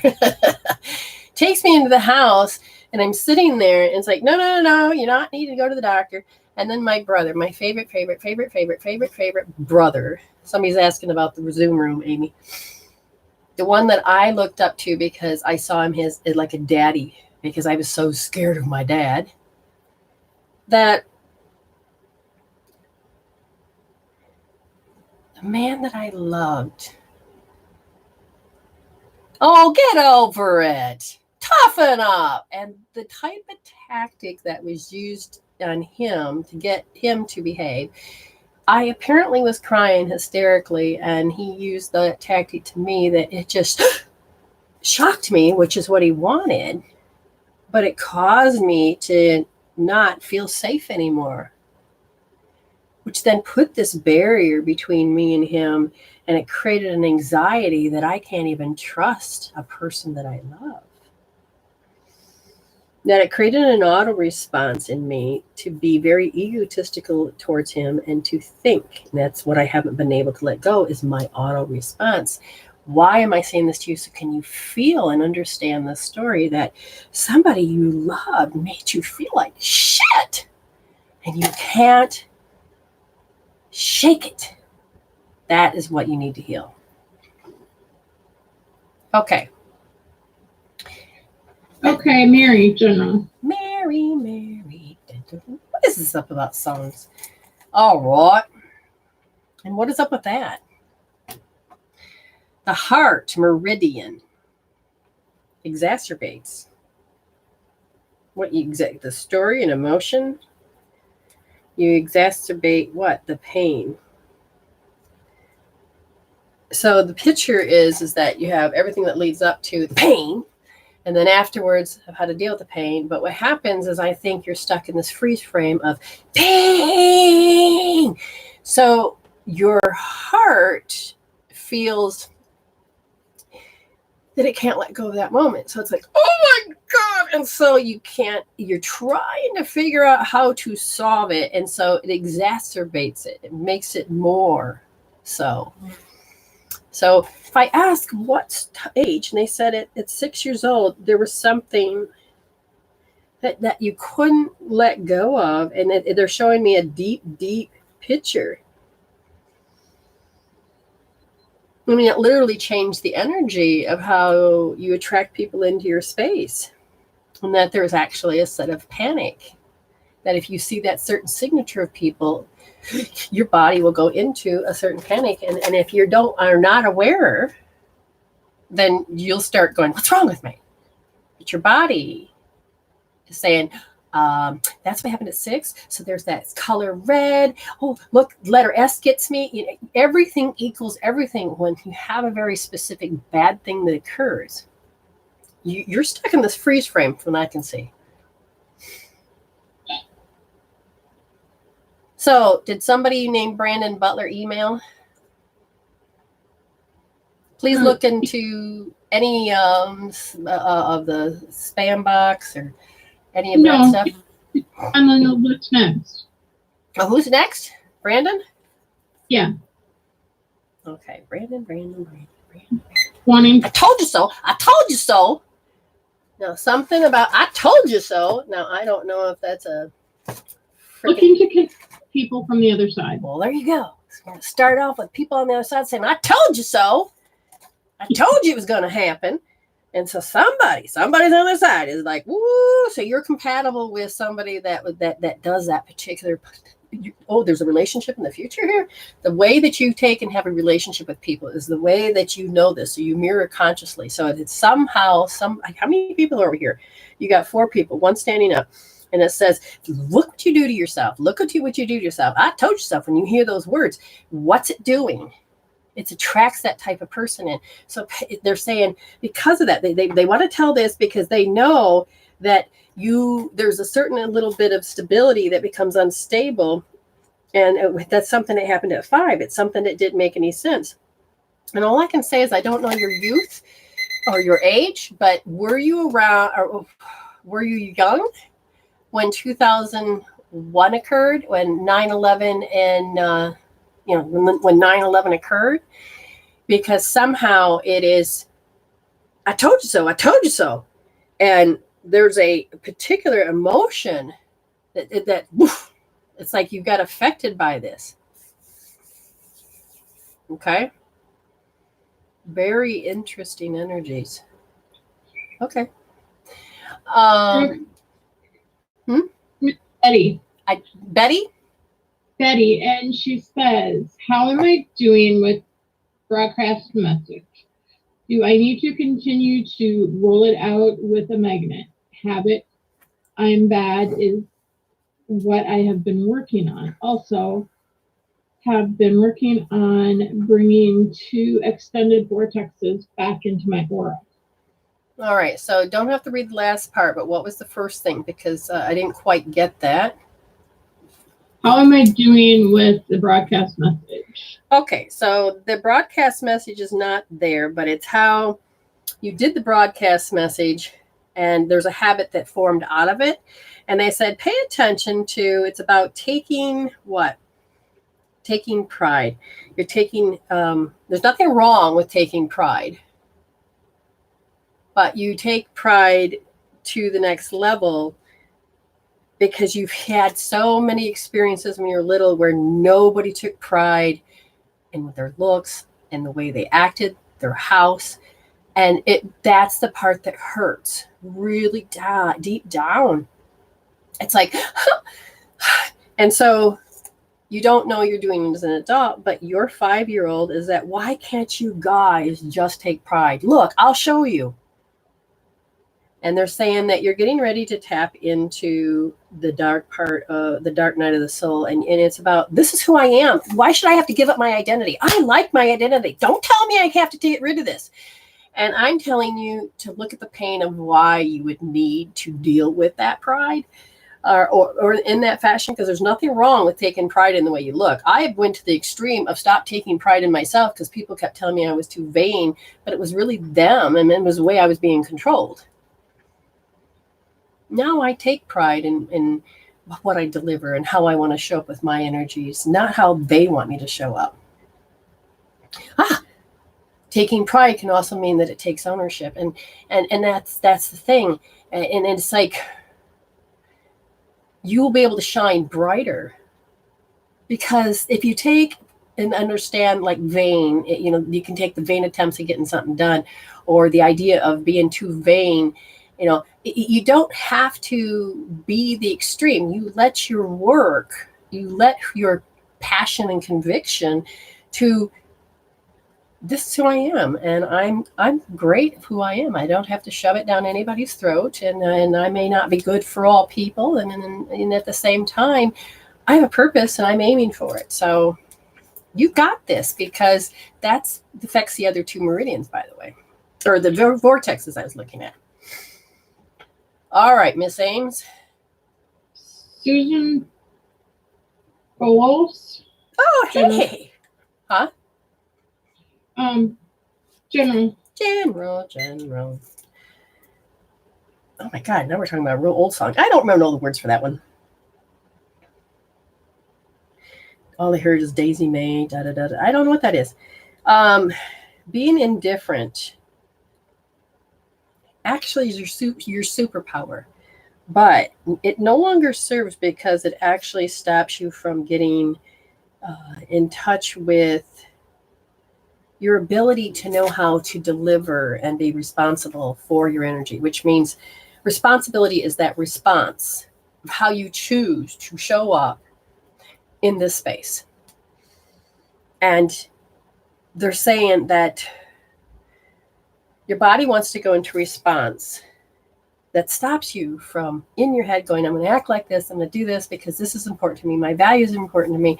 But the opposite value is that I don't know how to do this. And so the little girl inside at 2 years old says, I don't know how to do this. And it's not that I can't figure it out, is I don't know how to do this. To the point where it's, don't make me do this. It actually has, the 2-year-old has a voice, don't make me do this. If you can tap into that feeling or that sentence about how that is, you can actually begin to tap that out using EFT. Measure it, always remeasure it, so that you know that there is a different shift in your thinking and a different shift in your feeling. Don't just think positive thoughts and make it go, because you're missing the whole point of why the tool is meant to work. It is supposed to take and work on the negative emotions, pull the key out of the molecule.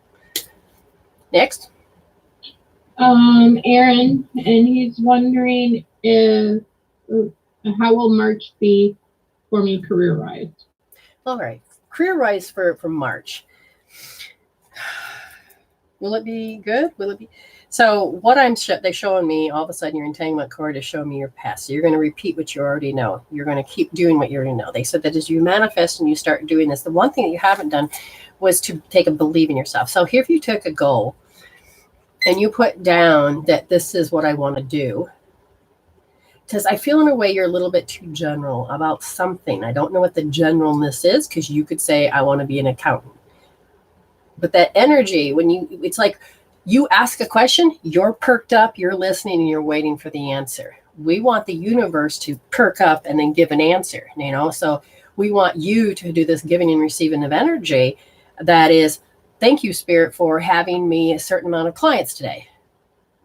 I'm not going to say a certain amount. You're going to give the go-ahead. So I'm setting my GPS that I'm going to do a show tonight, and I'm going to do this, and I'd like to see, talk to so many people, but I'm not going to just, go. If I go into hopelessness, I'll heal that. Aim. When you aim for what you need or want, so in a career, aim. And if you're doing it, let's say, and I want to, okay, I'm going to go into business for myself. But if you don't feel, you think you know it all, but all of a sudden, let's say you need to learn accounting and you don't want to learn it. You're going to create a procrastination. If you go into bumping into people that talks about accounting, Spirit's trying to tell you. So what will March look like for your business or your money or your career will depend on how much it's what's important to you. It can't be money as much as, if it's a career, then it'll be what I like to focus on. If it is a job, then I'll take anything, because I'm focused on the fact that I'm broke. And your GPS says, oh, aim for broke. No, that's not what you want. Because but your subconscious mind is going to say that. They said, pay attention to how Spirit say, thank you, Spirit, for my career. Thank you, Spirit, for my job. Thank you, Spirit, for something to aim for. And people are going to show up. Helpful people are going to show up in such a way that you're going to start being able to see where the job opportunities. So this one person Thought, well, okay, I have to work with this nasty place, blah, blah, blah. There's got to be something better. And, oh, okay, I want to try this. And then I've come to find out that because they are multi-talented, they can get big pay in one day because they know how to do extremely good things. And it doesn't take long to do. So the average idea of having a job just over broke, where you have to work 40 hours a week to get just barely peanuts. Or do you have a gift that people even said that they're willing to pay you for? And if you begin to do that, you'll begin to hone in on what is very important for you. All right, who's next? Rachel emailed me again and said, if Faith doesn't want to come live for healing, I will. Also suffering from PTSD, anxiety, etc. All right, we'll give it a shot because I haven't heard back from Faith, and it's not a big deal, sweetheart. The day will come. And you may decide you want to pay someday, too. Okay. Yeah, come in the room. Come in the room. That's my last email so far. All right, that's good. You guys are great. Because when you can come in and, you know, it's better if you can somehow do the form of exchange of energy. When somebody starts to give to you, understand it's great that you can receive, but it's also great if you can start balancing it out.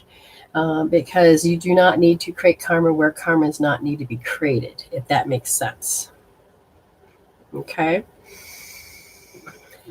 Of course, I can't see. So as soon as I hear the doorbell, then I can reach down. I don't understand. My one camera has decided it's not going to create the right light. So my YouTube channel looks so dang dark. That's okay. I think I'm doing it by candlelight. Ooh, makes it more spooky, mysterious. My triple going off again. Your triple warmer is going off, young lady. Well, is she correct? Ding, ding, ding, ding. And a triple warmer, what's it saying? It's saying, I feel erratic behavior.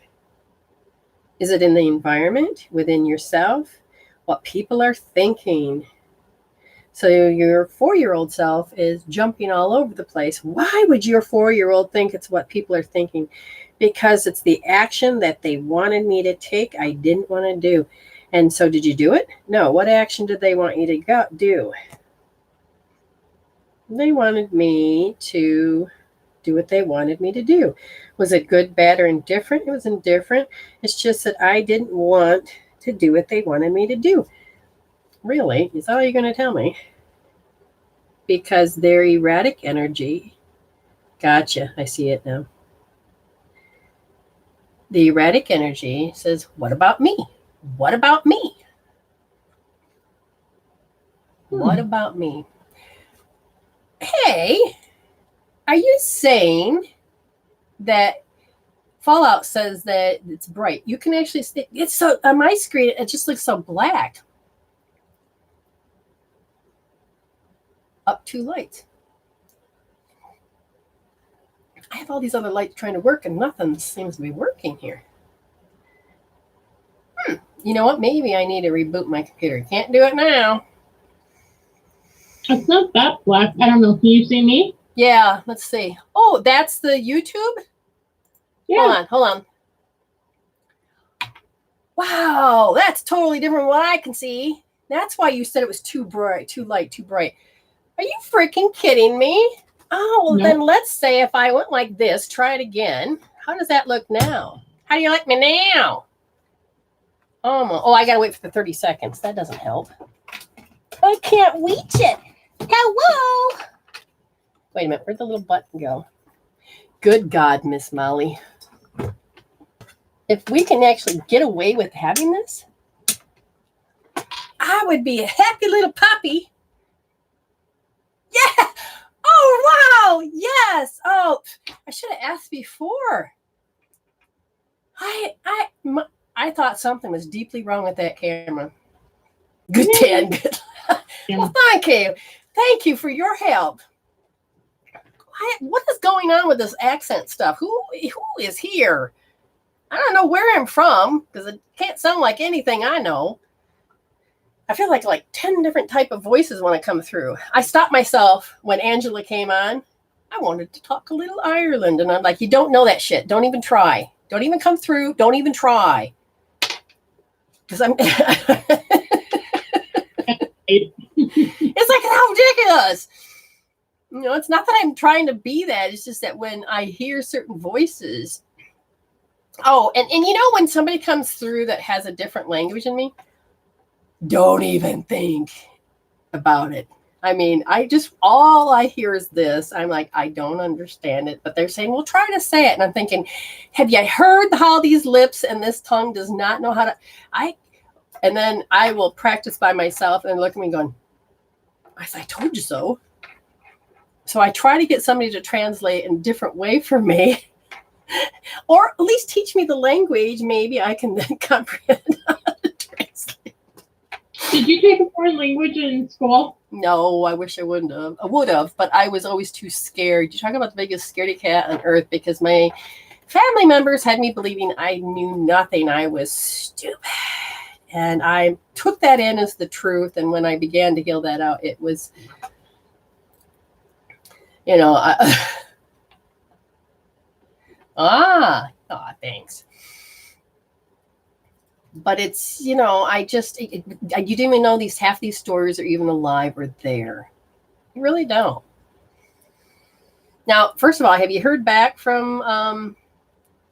Faith just came back in the room, so I don't... What about the other one? Oh, my nose. Look at that. Fly right around my nose. Hello. Something very irritating. What is that? Who? Okay. No, somebody said, I'll come into the space. Hi, Jennifer. That was Rachel.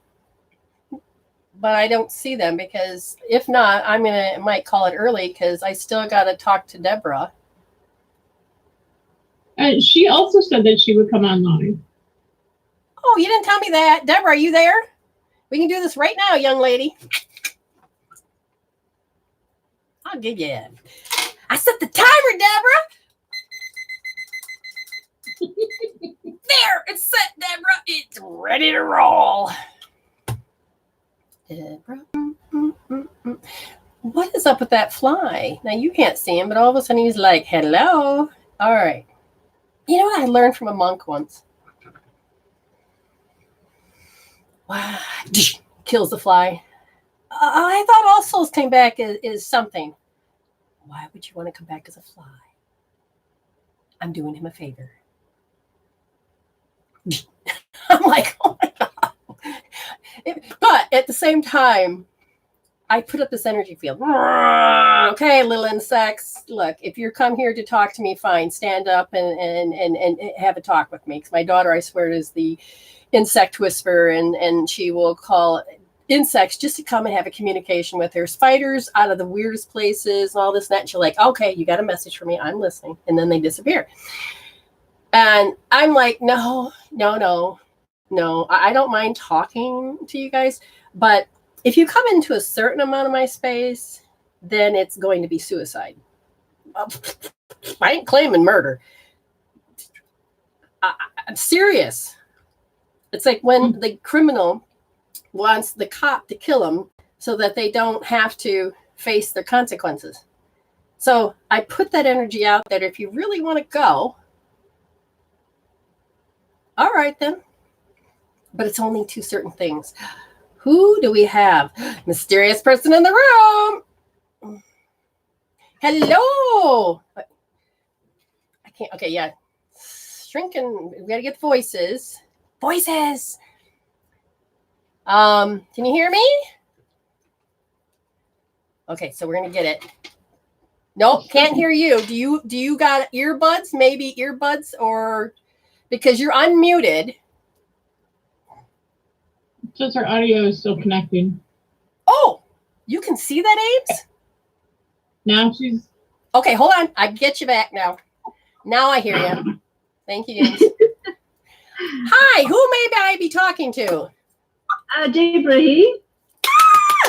So you're the 15-minute girl, right? Oh, 15 minutes of fame. Why not? Let's go for that. What would you like, young lady? I'll see what good comes through. Awesome. So if we wanted to do a little healing, that could happen too. Yes, that'd be wonderful. Now, energetically, I feel we're going to... Oh, I lost my eyesight. What are we attracting in? So my right eye seems to be having a little issue. And it's like not able to track in to see what I want. Ooh, and it's about the expression of love. Let me find out. Oh, turn the timer on. What does this even mean? It says self-abuse. What are you doing towards yourself? Yeah, so something you did towards yourself. You started to learn to do stuff to yourself at 7. You made a broadcast message. So it's like, shut up, don't say that, behave yourself. So you can really see how you gave yourself a set of instructions. Have you ever done that? I suppose, yeah. Well, at 8 years old, you said that there was a certain amount of pain that occurred. Something happened. And the pain is about being helpless and not being able to do something when somebody rejected you at 8. Yes, yep, that would be right. Yep. Okay. So now we're going to go back to age 7, because 7 was that you felt like there was an invading energy of feeling petrified. And you felt like I have the fear of being controlled. So you basically gave yourself a message to take action and shut up. Don't bring attention to yourself. Did you not want attention to yourself? Well, I don't really know about that one. We will wait on that. The thing is that have you ever felt self-conscious? Feeling vulnerable, too vulnerable? Yes, I suppose, yeah. Okay. And what they're saying is that you felt that you gave all this love and it was unreceived. Okay. All right. So you guys are going to have to bring her up to speed just a little bit. They said, and they says, okay, you have a habit. It started very young. And what you're going to do is you're going to look just in your life and look at a pattern. What pattern do you have? And this pattern is that you feel a little bit insecure when you got ready to show love. Okay. Okay, yep. And I'm asking family, mates, work. What happens at work when you have other people? Do you feel like nothing? No, not really. No, nothing. Yeah. Okay, so they're saying that there's a part of you that you're not even sure about yourself because we're having arrested development. Oh, why are you bringing up stuff that she doesn't know she has to heal? All right, going back to this invading energy. Energy came into your space that the efforts were unreceived. And when you gave something and it wasn't received, you did some self-loathing. Well, possibly, yes. Okay. My mother had TB and I was, she got put in a chalet, so I was taken to grandparents' place because she was locked away for a year. What age was that? That was around when I was 7, 8. Yeah. Yes, they said it started at 7. Yeah, that one must be there. And then at 8, you really felt it. Possibly, yeah, okay. Okay. And they're saying that what you did to yourself in order for you to cope, handle, and deal with that, you had to go indifferent. You had to kind of shut that feeling off. You know, like if it was hurtful and it was painful, you're like, I don't want to feel it. Because when we're kids, we don't. You do, but first we got to get you to know how you know yourself. Okay? Because I'm going to go back to these 2 cards, and they said that you're not attracting very healthily. You're not attracting very good because it's upside down. So you're not really attracting because you're not sure how to express your love without it disappearing or somebody taking it away. So your little self equated that if I show my love, I'm going to cause them to be sick. Did you just hear that? Okay. See, she doesn't know what I'm talking about. Your little self blamed yourself. You blamed yourself. Yeah, okay, I blame myself, okay. Okay.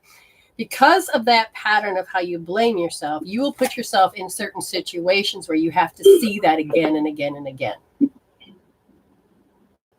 So, when's the last time you blamed yourself?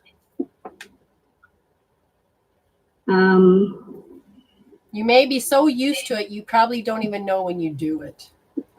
And these are the things that are unknown. Okay. Yeah, possibly I didn't realize I do it. Yeah, see, this is why I said, give me something she would recognize. They're saying, no, she's got to discover this because apparently you've got something you want to do. You want to, does it do with relationships? Okay, so you really want to improve relationships all around. And I'm like, okay. And they're saying, yes, but. Okay, here's the thing. Did anybody ever make you feel like you're the enemy? And accuse you of shit that's not true? Yeah, I suppose. Okay, so like people will go around and you know that you're a good person. I'm not the bad guy. But yet you will see the scenario. Because I see a person walking around going, oh, you just don't understand. And they're hurt. But somehow they're blaming you. And you're like, but I don't understand why you're doing that. Okay. Okay, yep. So what I see is people, you attract people in. Okay. You attract people in that don't know how to express their love except for to accuse you. Okay. So have you had people in your life that really know how to show love or not show love? No, people show love, yeah. Okay. That's good. Wow. Okay. Talk about struggling. But see, you're so used to this type of relationship that you don't see anything different about it. It's not that it's wrong. I keep hearing your heart wants to grow. Okay. How's your mental part of you? Quite good, but I do have metal poisoning, so I do have a lot of metal poisoning. I have metal poisoning. Awesome. I'm sorry. Let's read it. Right. Glad you're happy. So it's not what I meant, people, but yes. Oh my gosh, that's hilarious. I'm so sorry about that. So we're going to just give me a second to really come on. You know how to do this, Miss Power. Yeah, right. Okay, there's a stop. Yes, there we go. And you said it's metal poisoning. And I wonder if I can find it under this. Oh, that's a good thing. I'm looking at your aura right now, and I'm looking at you have a big hole. There's a hole. I don't understand what that is. And so I'm asking what it is as I'm looking at something else. What? You feel what? You feel damaged and broken. Okay, we're going back to H7 and 8. Wow, we cannot stop that. Okay, so back to H7 and 8. They are very much. I got mercury poisoning, but I don't have metal poisoning. So it has affected your nerves or your bones? It's more nerve pain. Okay, it's nerves. Red alert, red alert. They have real problems and mental and emotional expressions of weakness and vulnerability. So it goes back to the vulnerability. A certain kind of poisoning. It's about being too vulnerable. Okay? I'm sorry, about being what? Vulnerable. Vulnerable, okay, at age 7 and 8. Yeah, those ages will attract crap no matter how old you are. There's the disruption of flow of communication in the form of input deflecting or expression suppressing. Well, which one is it? Input deflecting. Okay, it goes back to that I'm not the bad guy. You had to convince yourself that it wasn't your fault that your mom got sick. That happened. That would probably make sense. Yeah, okay. As a kid, you blamed yourself because you couldn't quite get it. As you got older, when did you start doing that? They said the biggest thing was when you were 23 years old. You had an epiphany that you realized something. I think that's probably when you realized that it wasn't my fault. Yeah. Okay. What about that? Yeah. What about the enemy? What about the enemy? But you thought, what do I do with this awkward feeling? So the feeling, even though you mentally had learned to communicate with yourself, you did not allow your understanding of the physical. And the physical says, I still feel awkward. I still feel in some way as the enemy or something. And if wait, what? You were trying to do damage control. When? At 6 years old. Was your mother alive at that time? Yeah, she would have been. But okay, damage control. What do you mean? She was trying to fix. You were trying to fix your mother? Oh, possibly. Holy crap. Okay, what is the text? But did she have depression? She had TB. Okay. We're going to look at something else real quick. And that would make sense if I did that. And we're going to look under TB. Oh, please, please. And with tuberculosis, it's a lot of grief. So did she carry a lot of grief? Yeah. Yeah. Age 6, 7, 8, yeah. Because I really feel that she carried a lot of grief. But tuberculosis is also a miasm, which means it also can be passed down as something that a different era was not able to take care of the emotional aspect of grief. Oh, okay. So she's passed it down to me. No, I said no. A miasm is that the idea because it comes when it comes through, it doesn't have to come through as TB. It comes through as the story. And this is why I'm telling you that it's important to look because there's the bloodline. Well, what is TB really looking at? All right, I have to wait for this to pop in. Slow as. Okay, once I wait for that to come in, they were saying that there's something about discouraged. Discouraged. What about discouraged? Who? Is she passed over? No. Then I'm not sure. Did she have a sister? Yeah, she's still alive too. Not sure who this is. It's a family member, but somebody just stepped forward and they said something about it is the pain that was carried through. That's okay. Okay, you have to explain what do you mean what's carried through. So there is something. So now, does the sister have any lung issues? My mother does. She's only got one lung. Right, and the tuberculosis, but her sister did not have any lung. No. Okay, so it is what? She had a brother that had lung issues, but he's passed. Okay, so the brother. Brother, yeah. Okay. Very interesting. I'm getting there. The whole thing is like really super slow. Here it is. Bitter resentfulness. They're wasting away due to selfishness, intense possessiveness, cruel thoughts, and vengefulness. This is passed through, right?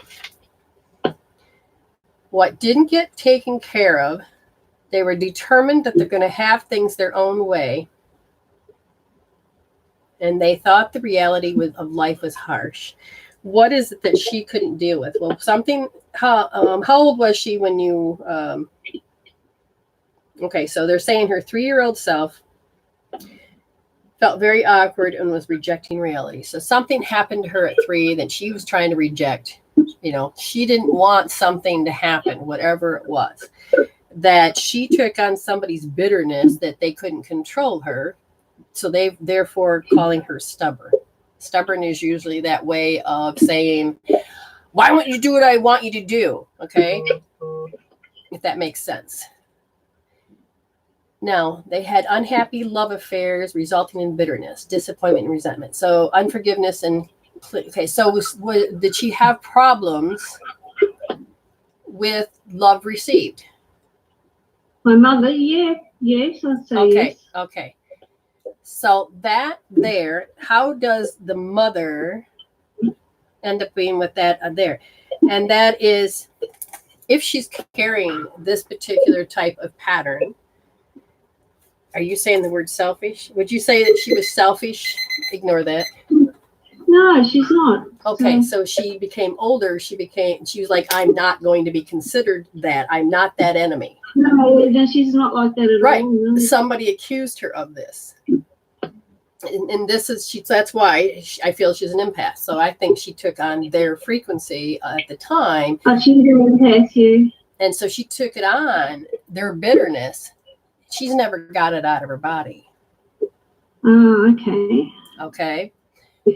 So because of this, when we look at you and the metal poisoning happens to be something to do with self-conscious. It's like being aware, like people are looking at me, but you've grown out of this. I feel like you're not vulnerable. That's why you can't understand what I'm talking about. Yeah, not really vulnerable, no, because you put up a wall. You said, I'm not going to be that. That's what you did. You put a wall up. Younger than I would say I would have been, but not now. No. So 8 years old, how you handled that moment was I am not going to be that. I'm not going to be that vulnerable ever again. Okay. But your body's consciousness is saying is that it went into an auto response. Okay. So you're kind of like disconnected with your thoughts in your body. You grew, you got stronger, you got happier, you control certain things, you've got it all together. But the body is saying it needs attention because it's holding on to an old pattern. Okay. And when I look at the old pattern, it goes back to 7 and 8. It's what you said towards yourself that you don't even know you're doing anymore. That is the problem. I'm sorry, I'm just looking at them and they say that you're fighting with yourself. Okay. Usually when you have a poisoning, it's like you have to. When my boyfriend died and I was 16, I could not cope, handle a deal, pacify with any of the emotions that were occurring. That when I always said, no, I'll never smoke, I'll never do that. And then all of a sudden my girlfriend for the 15th billionth time, hey, you want a cigarette? At that point, I'm like, I can't handle what's going on. Sure. I couldn't even believe that I was saying that in my head. But what I did was that I had to get past that emotion. That I numbed certain parts of myself. And I remember thinking to myself, well, I can't kill myself. That's not going to work.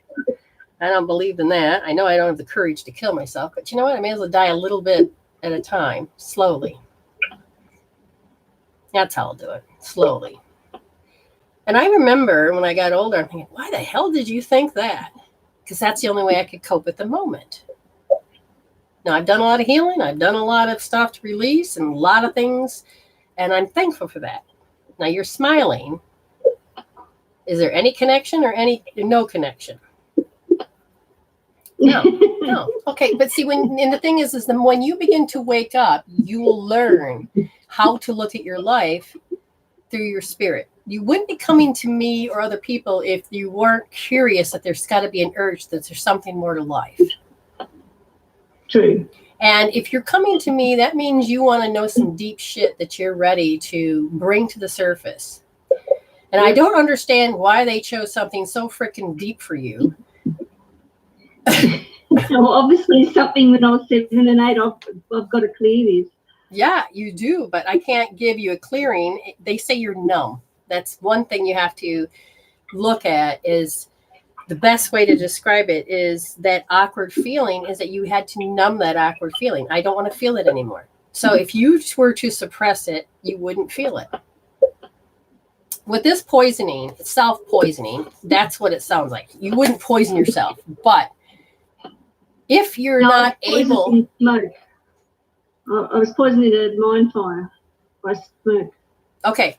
But if you feel in a way that your body, you got to remember, it's about how your body wants you to resolve this. Yep. Okay. Because your body wants you to resolve this, you got to understand the story of how it functions. It's not going to be logical. It's not going to be an ego. It's going to be in how it functions. And it says that so going back, it says that you don't really know how to attract people or yourself, about how you can attract. Can my love be received? Can it be understood the way I want it to be understood? Do you understand what I'm saying? So if you want something in your life to change, you say, thank you, Spirit. What was this message about? Just wait. And Spirit, if you listen, Spirit will begin to show you different patterns of how this can show up. But if it means nothing to you, it's not the right time, I still don't understand why they would have you on to do that. Okay. But if you yes, 7 years old, yes, 8, and you start registering certain things, that means there is something that you're getting ready to really look at. It's okay to handle it. It's okay to cope with it now. It's okay to address it. So don't be surprised if life starts to unfold and you're like, oh, there it is. But if you can handle it, you can pass a test. But if any emotions come up, then that's when you need to address it. So it doesn't have to kick you in the ass or crawl as a bitch slap. You'll be going, I recognize it and I can use tools to release it. Or, whoa, I've actually grown. Somehow you're going to see that. Okay? Mm-hmm. All right. I wish I could, I feel like I didn't do my job. But at the same time, it's not my job to connect it as much as this is how Spirit wanted to deliver it. And I thank, people on the other side. I thank you for, I thank you. I just wish you would got better results. That's my own problem. But thank you very much. Was it any, if I'm curious, write me later. Did it make any sense? If you get epiphanies. It would make sense that I would have problems back at that age when there was so much emotion. But I thought I'd cleared everything. I didn't think there'd be anything left. Well, when we clear it, it's not the feeling as much as the things that come out of it that grow. Our personalities, our behaviors, our traits of what we do, how to cope, how we handle, how we respond, how to automatically shit comes up and we can't figure out why that's happening to us. Usually they're all connected to those. Okay, so they're going to start showing you. All right, thank you, dear. I appreciate it. Watch and see. Yes. Thank you very much. Yeah, you're welcome. All right, bye-bye. Okay, Miss Aim. Did somebody pay or something? Nikki Nick paid, and she is willing to come play. I see her. Woohoo. Let's bring her in. Nikki. Nikki. Well, hopefully it'll kick in just a second. Nikki. Well, she may not even know I'm there now. There must be something in the solar system that's... Oh, probably Mercury. Somebody mentioned Mercury retrograde is being silly. While we're waiting for that, did you get a message from Lori? An email? Let me see. Oh, I got one from Brandy Johnson and one from Laura H. Okay, Brandy Johnson. All right. 1 minute. Is there anything specific? Anything. Well, while we're waiting for Nikki to approach, who's the enemy in your life? Because this says that there's a particular panic. We're going back to when you felt like you were 5 years old and you weren't compatible with something or some person, because then it's like, I feel like shit when I'm around people, or they make me feel like shit, but there's a disconnection. So at that age, you're like, I don't want to connect with people. Hey, Nikki, give me a second, sweet pea. And then there's a panic, a particular panic that says that you lack power. And if we were to notice that you have a coping tool and your body is saying that you have to have the coping tool because you don't know how to shut off the criticism that sits inside the mind. And it says, what about me? So you keep going back and forth, whether it's what about me or somebody says, what about me? And you feel like you can't stop that failure of that thinking. And that is going to be a major thing. So it feels lofty. Nikki, dear, how are you? It's been so long. It's been a while. How are you? Good. You're looking good. You think? I think you. Do you feel it? You're not, or? Thank you. No, I'm okay. I'm interested to see what you're picking up on. Ooh, okay. Well, I appreciate you coming to play, my dear. Hi, you know you're my girl. Okay, ready? Yes. All right, so that's interesting. Right part of your aura. So you are the one I'm supposed to talk to. They kept telling me, you need to get out your aura chart. And I'm like, I do? You need to get out your aura chart? Okay. Well, I have not seen that I needed it, so I've kind of not brought it out. Now, I got to go get it. And which one do you want me to do? Does it have to do with, no, go back further. And we're going to do real quick. I've got to find out which one it is. So so it's like the fifth one out. We talk to the fifth one out. And that is 1, 2, 3. That's the, okay. Gotcha. 1, 2, 3, 4, 5. The morphogenic field. It's the etheric templates, the habit field. This layer of the aura holds the templates for all of the fields within it. Okay. Illness, that's where the illness was formed. Was it out of trauma? No. Out of negative habits? No. About wanting to save somebody. So you wanted to save somebody. Oh, so yeah, that's right. Oh, Shocker. now I'm getting it. Savior syndrome. Come on now. I'm catching up. I remember now. So which of the 5 so one of the 5 elements are off? The fourth. Which one is that? Your earth, your fire. One of your fires is off. Okay, then what? I had to save them. I have great contempt for these assholes. Okay, well, that's easy. So do you know who the asshole and assholes are, apparently? And you have more strength to, it didn't matter. I feel like you could even been a when did you decide you were going to try to save somebody? Inside the womb? Okay, goodness gracious. No, you're 4 years old. They're saying specifically 4 years old. You're like, no! And you had more spit and fire to save somebody so strongly that you came this big old shield. No, ain't gonna happen to them. Glad you're following. You said, now it's like, you know what?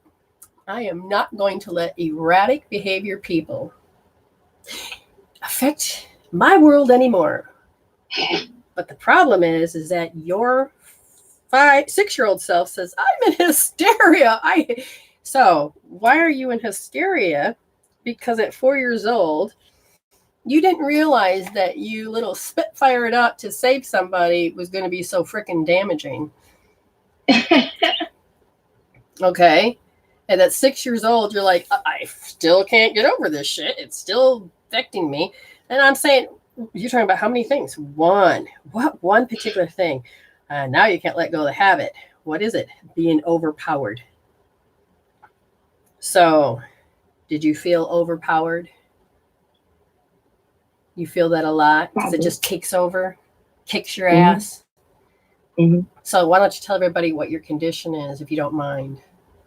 Sure. I have MS, so it's multiple sclerosis, and it's a hypersensitivity.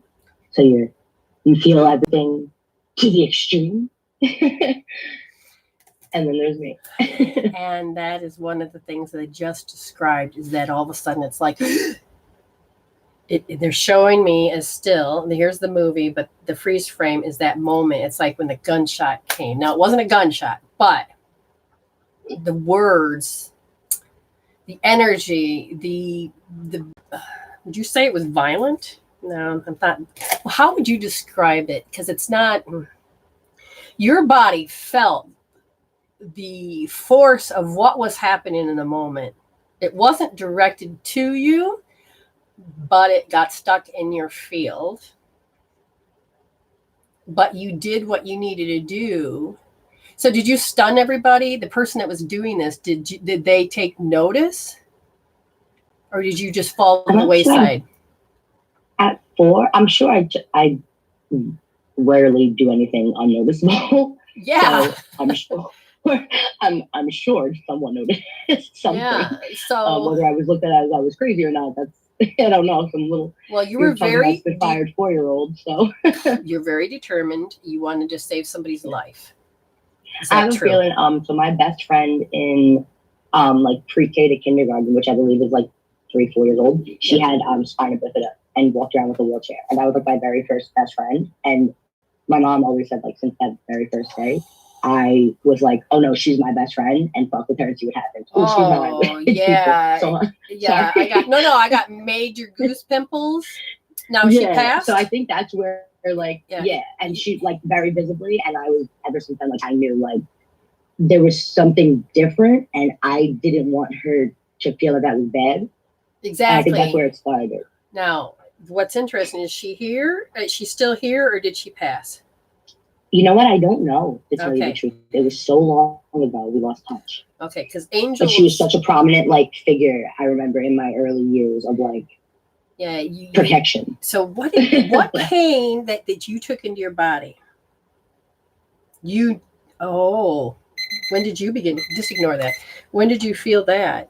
When you were 1 year old, you knew what discouragement felt like. It's like, let's discourage Nikki. You were not going to let her ever get discouraged. Now, I feel like there may have been somebody older, younger, about the same age? So peer pressure. Something to do with peer pressure. And you knew, let me put this, did you know it? Hearing it, seeing it. So you knew when somebody would give that look, like stare at her, you'd be like, that makes sense. You're like, oh. Try me. Yeah. And you're like, try me. Yeah. And there was somebody, okay, so when I look at this, what came out at her? What came out to her? Somebody's hystericalness came through you, but it didn't go out. Okay, so like when you have energy, when I fell and broke my fingers, the energy went through my fingers and broke them. The energy that got stuck in this one, it doesn't really want to bend, but that's because the energy didn't go through. It was there. Now I've taken and cleared out a lot of the energy that I can actually begin to close my hand. That energy, your cells, everything, remember, and it's stuck. Now, if I ask where is it stuck, it is that part of the aura that I'm seeing. As I'm looking a little bit further, it is... What showed love? Her? They're not showing love, and you did not like that. All of a sudden, it's like I've got digestive issues. It feels like I got a stab in the back. Oh, shit. And then the auto response that your body does is it starts to fight back before you do. Okay, so you could be just sitting there. Now, so when you watch TV, are you fully aware that sometimes the emotions that come off these movies can affect you? Oh, my gosh. Yes. Try putting a Hallmark commercial on near me. Okay, so... like... No. It's like your protective shield is not there, because it's like if somebody were to feel like shit and you did not see it, really, you'd be going, and your body's like going, oh my God. It's so you literally take it on. So, oh my God. So this is what you did towards yourself. So let's go back to when it really started at 2 years old. And what did you do to yourself? You used which one? Hearing, seeing, kinesthetic. So is that your dominant stressed one? But are you using it? No, you use your visual stressed one. So what happens is that your aura gets to be stuck inside. And it's stuck in the 5th part of the aura, which means you have self-abuse. And it's going on is that you feel like this is your karma. And if that's the case, I want to know epigenetics, soul lives. How many? Okay, was it how many incidences? There was 2 incidents in your past life that you feel like you got to constantly pay for. Have you paid for it already? Yes. Did you pay for it before you came into this life? Yes. But you can't let go. That so what is specific can't you let go of? And they said the confusion and the petrifiedness. And from this, you feel like you've forgiven yourself to some degree, but wouldn't forget. Then you said, okay, fine, I'll come into this life, but your body says I still have to pay for it. So did I have to do? No, did you discourage somebody so much it caused them their life? Oh, shit, really, Bricks? Oh, damn. Okay, swearing, trying not to, behaving self. Hold on. So toward yourself, you did not, in this life, you did not want people to feel discouraged for being different. Oh, did you make fun of somebody in a past life? Yes. How many freaking past lives did you do this ago? 15 past lives. How many times? And you did it twice? Yes. So in the 15th past life, and then apparently you didn't. Did you pay for it no, you paid for it then, and then you paid for it. Okay, so you've been nothing but continuously paying for it. But at age 12 was another incident, and that's when you started to turn the energy and fold it upon yourself. Therefore, you had to kinetically feel what it was to constantly be discouraged. That makes sense. Well, how would dark night of the soul is to let this go. Okay, so your dark night of the soul is that you're ready to become spiritual, more spiritual, but you can't be more spiritual if you don't let go of the disease and let go of the discouragement, let go of having to punish yourself and that I have to save myself because you're going back to that age or soul lives, 15 incarnations ago that said, I know what I did and I'm still blaming myself and I can't forgive myself. Well, according to this, you forgave, but you can't forget. And you feel that you have to keep doing penance. Now, if I were to ask Spirit to bring up a certain line, would you do so? No, we'll just look at the occasion. Yeah.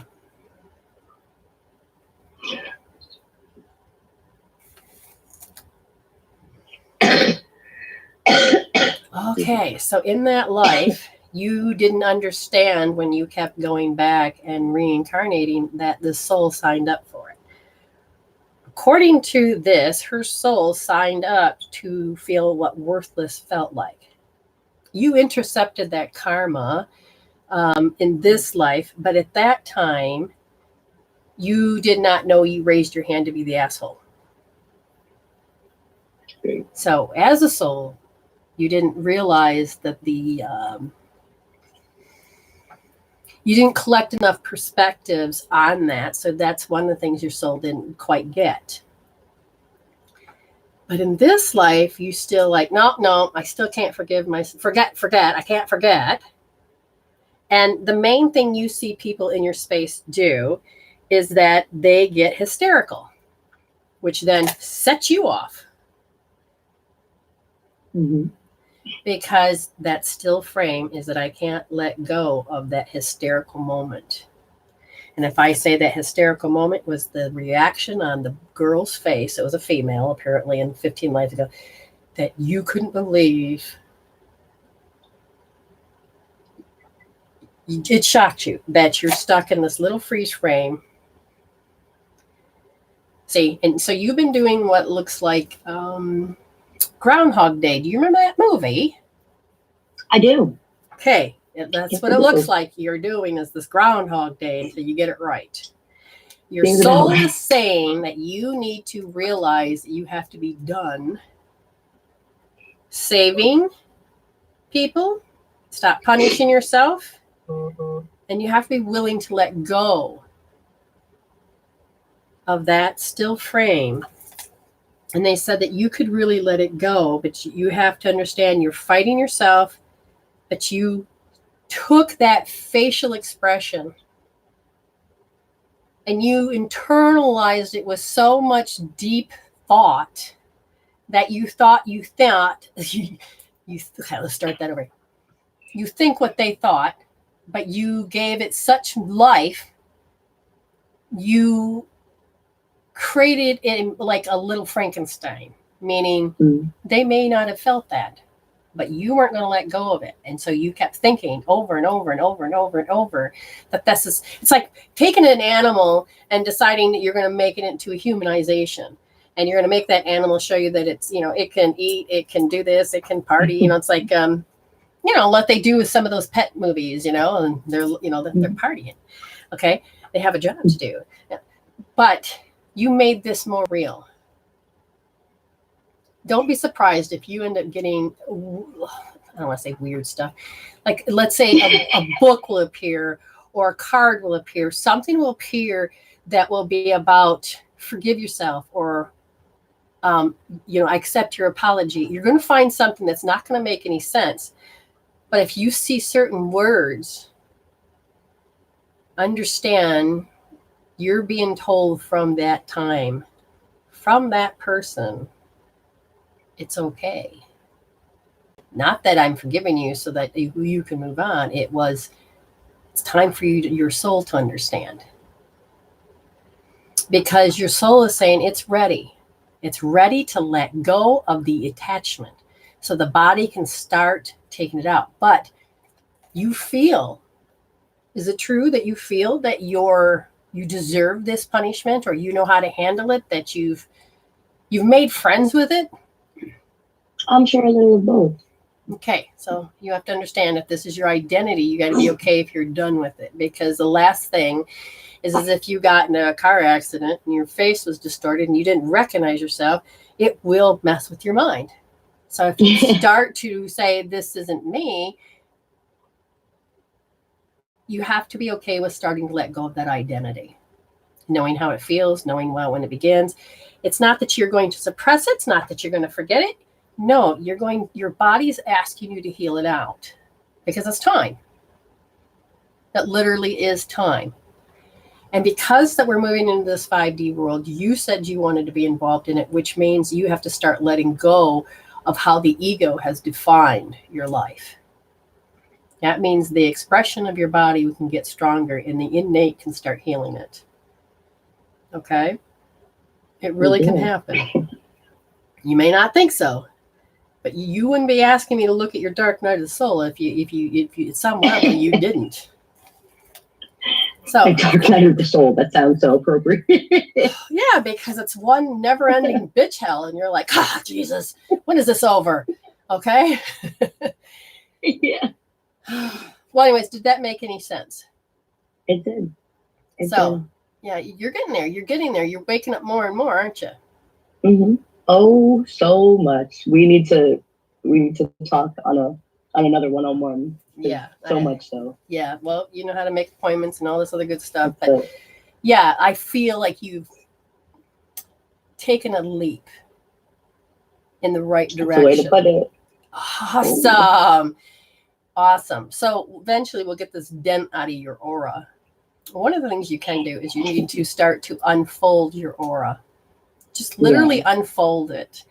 And if you can feel like you feel the TV set coming at you, understand you're just going to let that unfold. Push out that energy because you have to retrain yourself that it's okay. You don't just take up this much space. You stick your arms out. That's how much space you decided, I'm going to make it into a circle, a sphere. That's what I chose. This is my space. You don't have to shrink your little ass. No, not aura-wise. Stretch that thing out. Okay? But you can do it in such a way that you can build up the aura, and you can build up the Wei Chi, which is the energy that protects you when you stretch out. Okay? Okay. I look forward to seeing you grow. I'm excited. I am too, because your energies, your variables in front of me are like, she's choosing better. Look at this one. Oh my God. So you started You're going to be like, when Oh, I tell you the story, you're going to be like, I'm excited about that. I'm like, I am. I'm very excited about that because yes. Thank you, sweet girl. I appreciate you, woman. Well, okay. The little girl in you. Child takes over. Yeah, I was going to say, I love the little girl. That's why, yeah, okay. But I honor the adult woman that sits in front of me too. Thank you, ma'am. Thank you so much. Thank you for everything. Oh, anyone watching, she's the best, y'all. You're in good hands. Oh, thank you. I love you, hon. Bye. I'll see you soon. Bye. Thank you. Yep. Well, that was good. Oh, look at Ames has got a bun. I got a bun, hun.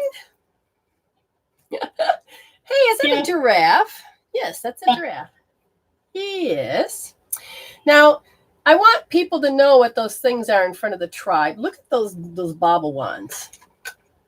This is a very good healing tool. She has been busy little girl. Ooh, I like that one. Hold it steady. That is our infused Bobble wand, Medicine Woman Solution. See, like this one is just the Bobble wand here.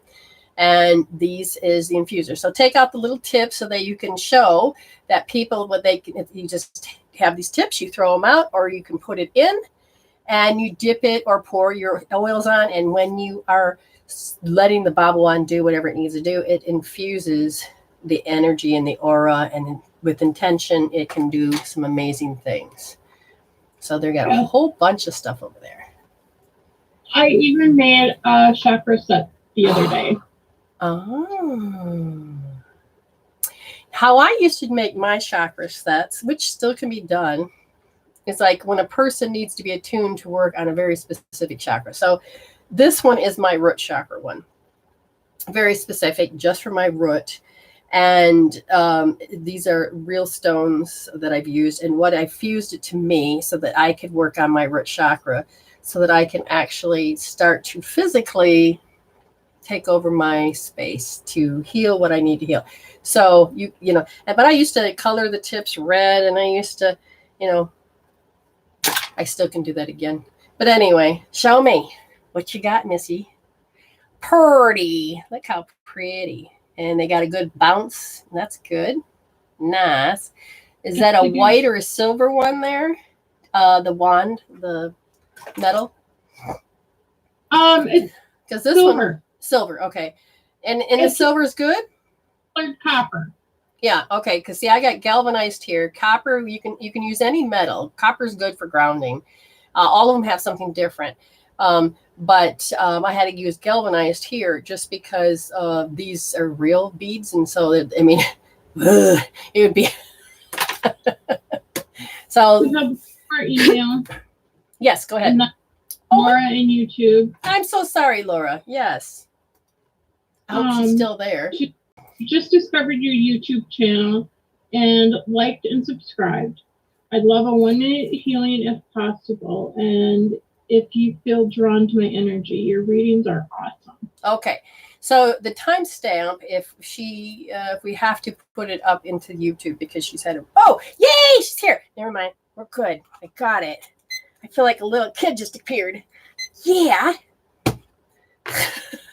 I feel like a little girl all of a sudden. Oh, it opened up to any messages.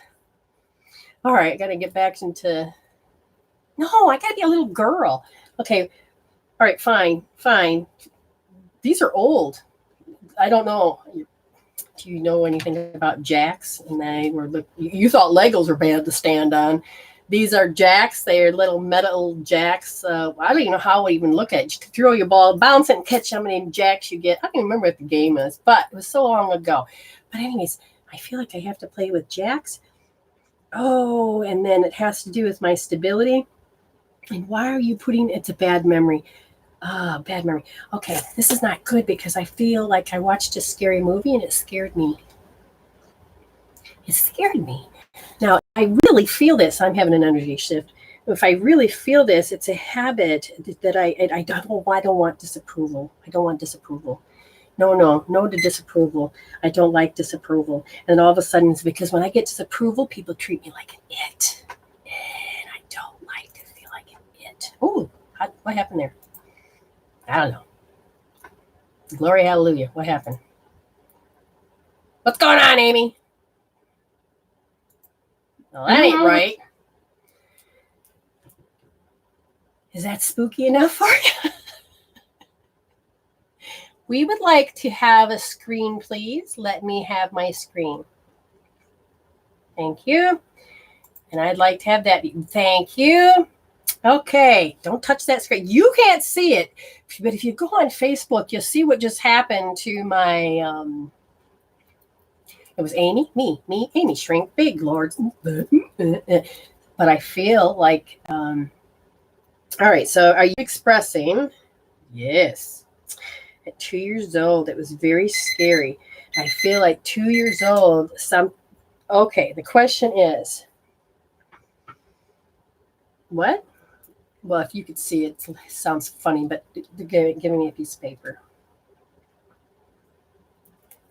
I'm supposed to ask you, do you believe in ghosts?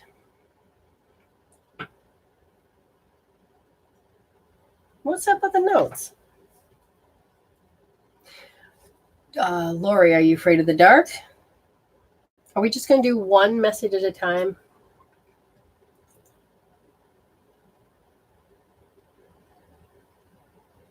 Yes, she does. Do you feel that at that age you had to be afraid of somebody that was alive?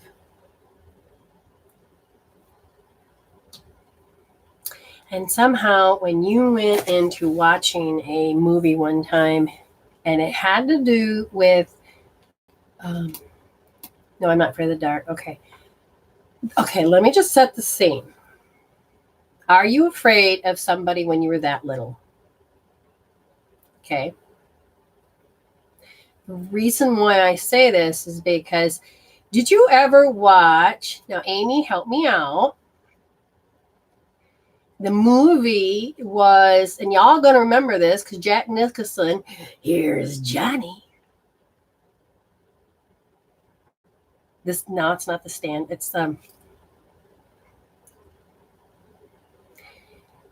Then there was another movie. I can't place it, but it was a little girl that was it shows. Why do I need to see this scary movie? The house is kind of, can't be flowers in the attic.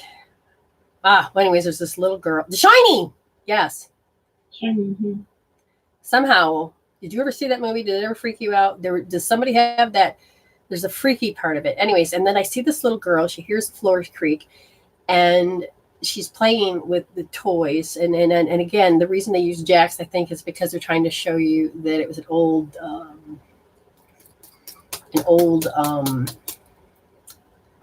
movie. I didn't watch scary movies, but they're bringing up like flowers in the attic. They're bringing up The Shining. Did somebody in your house like scary movies? My mother.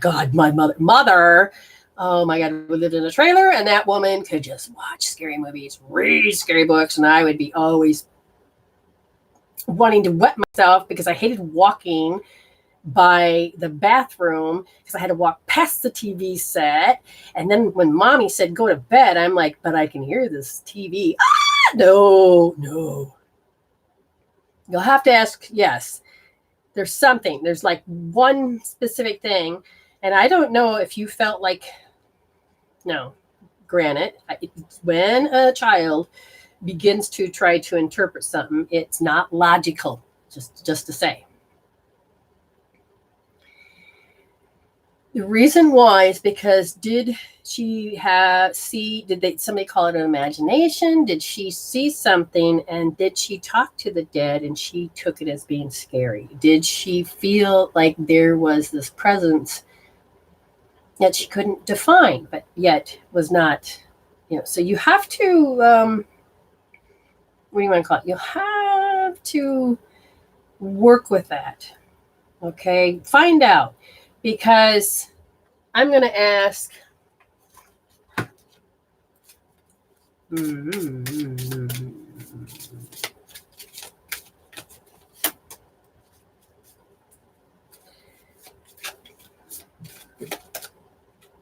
There's no need to worry about it, but you didn't quite understand something as a child, and some of the things that you saw that were unreal crossed over into your life as real, even though they are not quite the movies that you, or quite what life meant to unfold.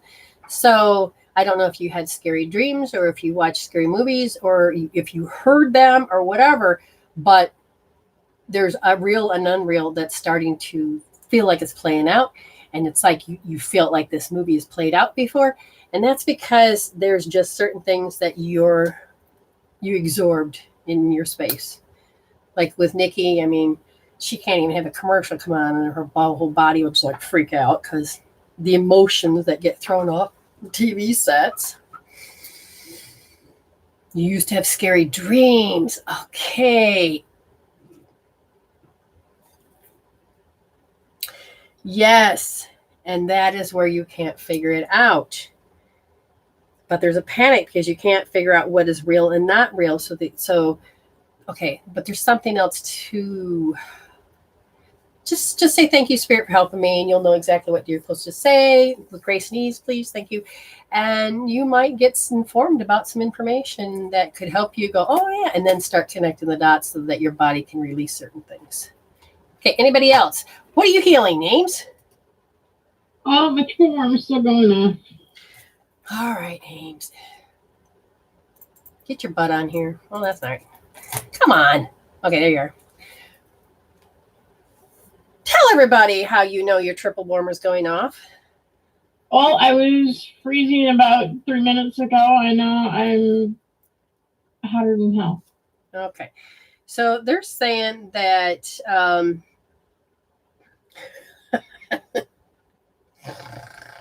your 4-year-old self is pouting. Do you know what pouting feels like? Did you just have a flash of maybe? Mm-hmm. Would you like to share, or because we could just not? I mean, it is private. No, when I was little, I would always dream that I would be looking out my parents' bedroom window, and I would see Dalmatians just barking like they were rabid. Oh. And couldn't move. Oh. Well, you know what, AIM, we have people that paid. Nicole Marie Simpson, and sorry, I didn't mean to. I just didn't see that. They didn't come through, and now it's stuck. Come on, you little. Hello. This is one other person paid, which I think is no, that Nicole Byers. You're Nicole Marie, right? Every night. Mm-hmm. And then who else is paid? It's kind of frozen. Don't do that. Aha. Nope, that one's okay because that's going to be Nikki later. Okay, so I'm not too far behind. Hallelujah. I thought I was, I don't know why I didn't come through. So, Nicole, there you are, hon. And do you want to come on? Or do you want to do it just like this? You tell me how you would like your 6 minutes, young lady. We'll wait for that one. So that's kind of interesting. How did that lead to pouting, though? I don't know. Did it lead? But it somehow you put this two to connect together. Oh, you were pouting because somebody didn't take action. Did you try to? Okay, so we had a disruption. You didn't get. Okay, so you're telling me the stories. Something got lost in translation. No, because the disruption had to do with the compatibility. This is what would happen. Oh, so like when you would talk to your mama, you talk to somebody else. Okay, did you get interrupted and you could never really finish your story, and so then you would pout? Ah! I love when spirit does that. Anyways, I didn't mean to dismiss you. But I love the fact that Spirit made this happen. So to get you to stop pouting, young lady, or your body to stop doing it, it's the second chakra. So we want you to rub right here. Rub both sides 30 times. Good, 30 times. And Nicole Byer says, I'd love to see. I have paid too. So Nicole, where are you, darling? Did you come onto the other screen? I do not see your answer. Nicole. Oh, maybe if I get on the right screen, maybe she's over here. Did she say how she wanted it?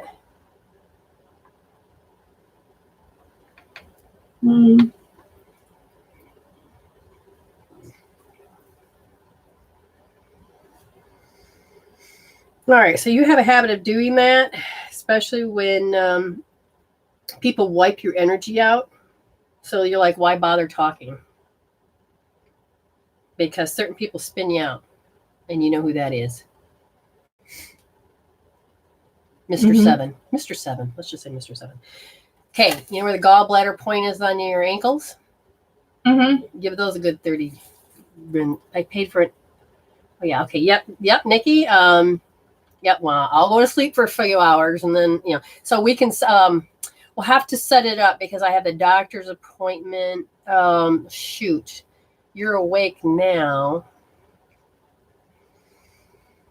If you can look on my under services and look at the calendar and see if there's a time that you can put it in that you may be awake, then we can do it then. Okay, Nikki?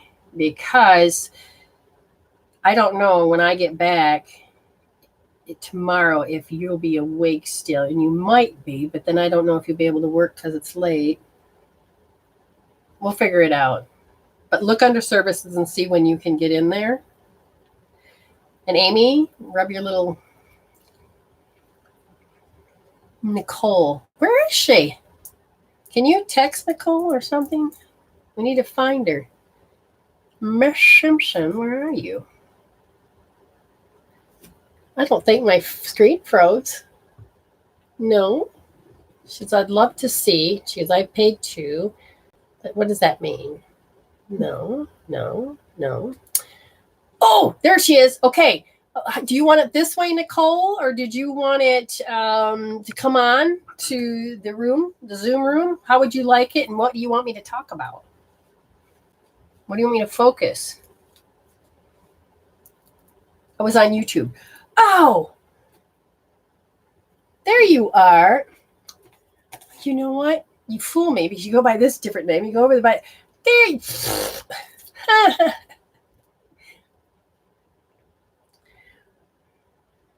Okay.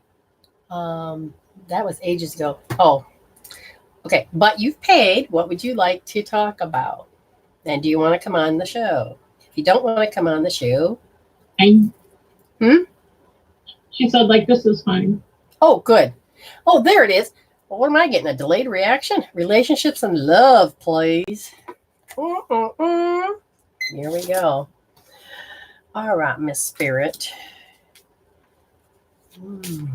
I hear fine-tuning. Fine-tuning. I don't know what it means. Take it with a grain of salt.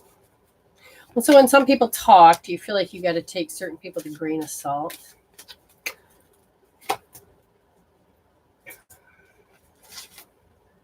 Getting to know each other.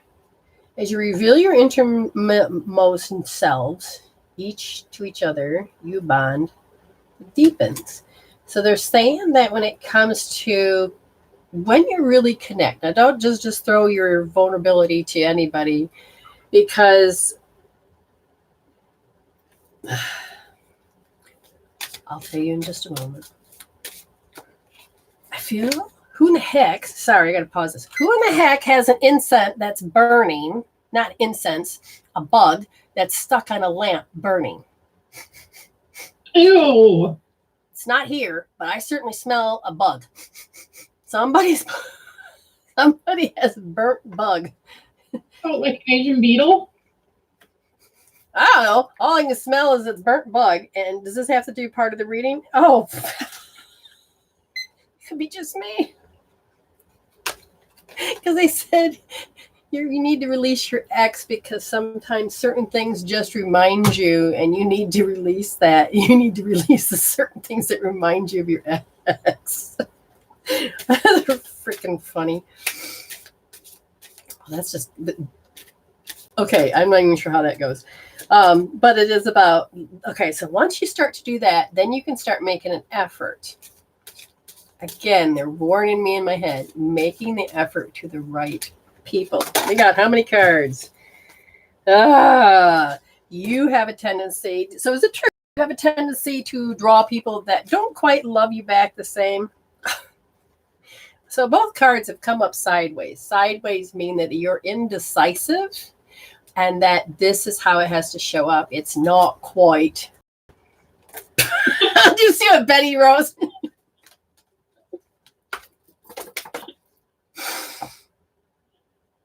You don't know how to love yourself quite right. And this one is that it's unrequited love. So let me explore these two. Oh, and the third card, make the effort. Whoa, let me read those.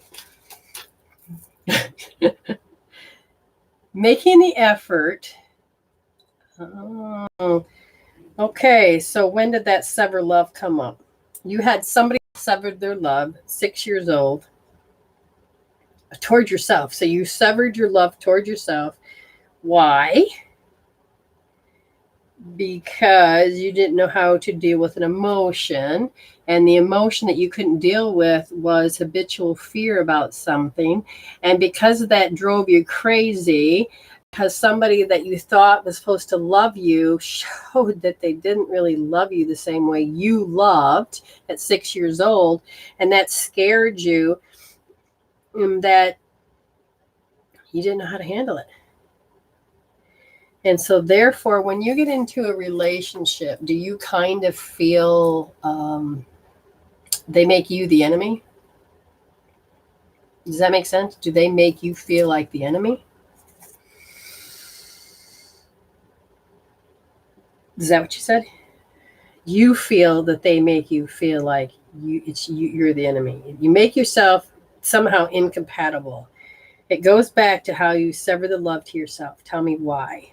Because the energy outside of you said it forlorn. Oh, it's one of those words that it's important to understand. And if you're doing it, that's the one I would tell you really need to heal out. Pitifully sad and abandoned or lonely. Only when arguments come up. Yes. There, according to this, something about 6 years old, that's kind of what happened when there's an argument. And I feel like you sever your love towards yourself is an auto response. Because, all right, let's see if I can get this right. I'll be damned if I'm going to show up to you the way you want me to, because you're going to do something and I have to do it out of sympathy. So it's like a part of you could feel like you were being played. That's not the word I want. Okay, you know what a have to is? A have to is when somebody uses guilt and you have to do something you don't really want to do. But it's the way they deliver the words in just a way that causes you to, what do you want to call it?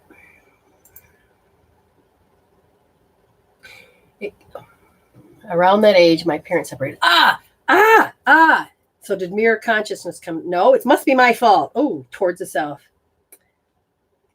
Did you pick that up as an empathy? Yes, both of them. Oh, both of them displayed that it must have been my fault. So it's a typical relationship feeling. Okay, think about this.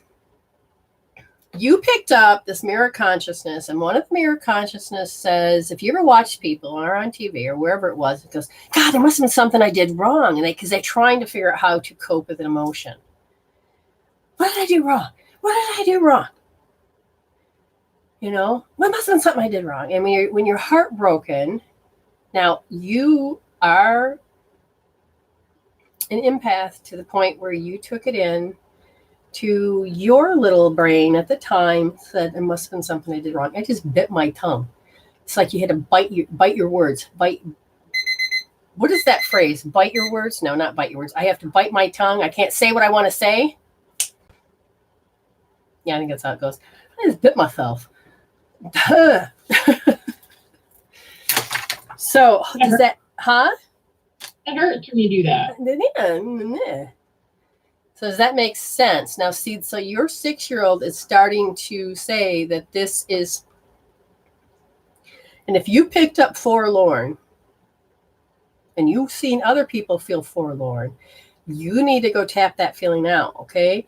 Because what it's doing is it's got this filter in front of you and a filter over your heart, and it causes you to have this relationship. This is why it goes, every time you make the effort, there's a problem with, I don't get the love back that I need, and I don't really know how to love myself. So therefore, it's like, how do I make an effort to when you go in a certain way? Yes, always holding back when I want to say, yes, you're welcome for, I had to bite my tongue, but it was for a good cause. You're a good cause, Nicole.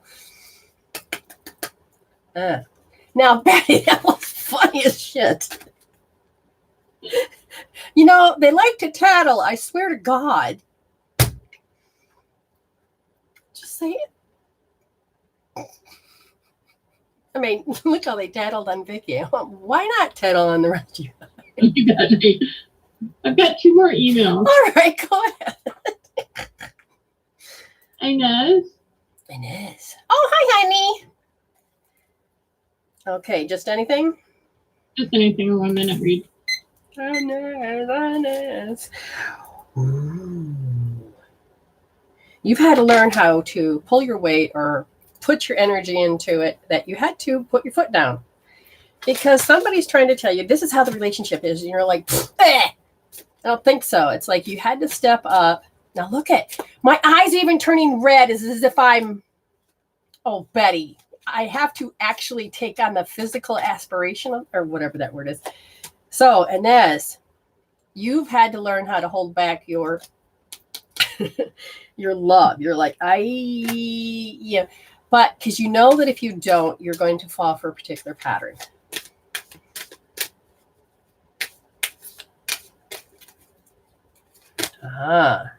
So it's a trust issue. And you're learning to know the difference of when somebody's playing you and has a pattern and you're like, I don't need to trust that. But sometimes your heart will try to make you trust because they get that certain hormone, the trusting hormone, and that's where it gets a little bit. And then when the people that you should be trusting, you can't because you're like, I have to be on God. Yes, so they're saying free yourself of that particular pattern. Nicole, I'm going to finish here. You says there's nothing on love for the present. You've got 3 suitors. But because of that energy of not knowing how to release your ex and not knowing how to repair that severed love, and your 6-year-old is repeating. So what repeating in the past is making the present will always make this future. And they said that you have to free yourself if you want to have any of those 3 suitors that are standing there. And energetically, they're actually pretty close. But they're in the dark, which means you have not really allowed yourself to see them.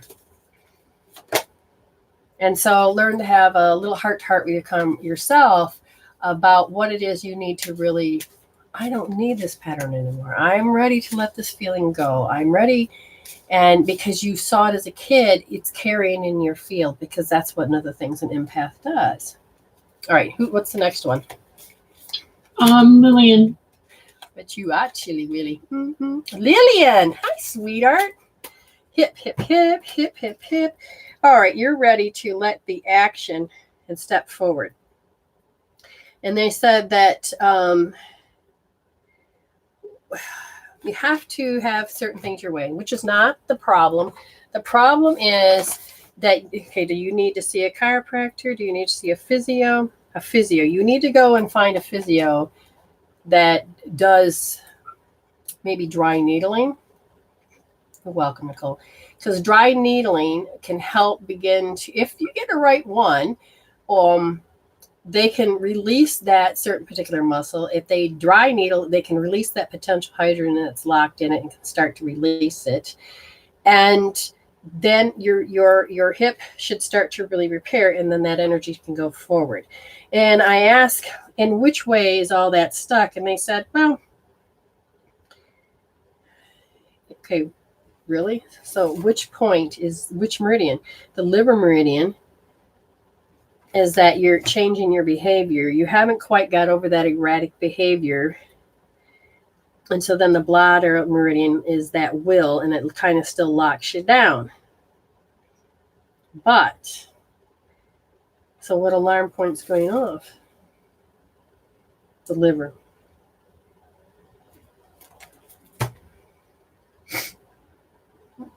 You keep saying all points. You're saying the whole damn meridian? Is it disconnected? Do you need to repair it? You need to make the energy flow. It's not flowing. Is there a magnetic issue? Electrical issue? Is there any points that are stuck in? Yes. Oh, that makes the whole thing up. Okay. If we were to look at that liver, means I got to look on this computer here real quick. Liver, spell it right. Liver meridian. We're talking about the yin energy and not able to move. And if I look at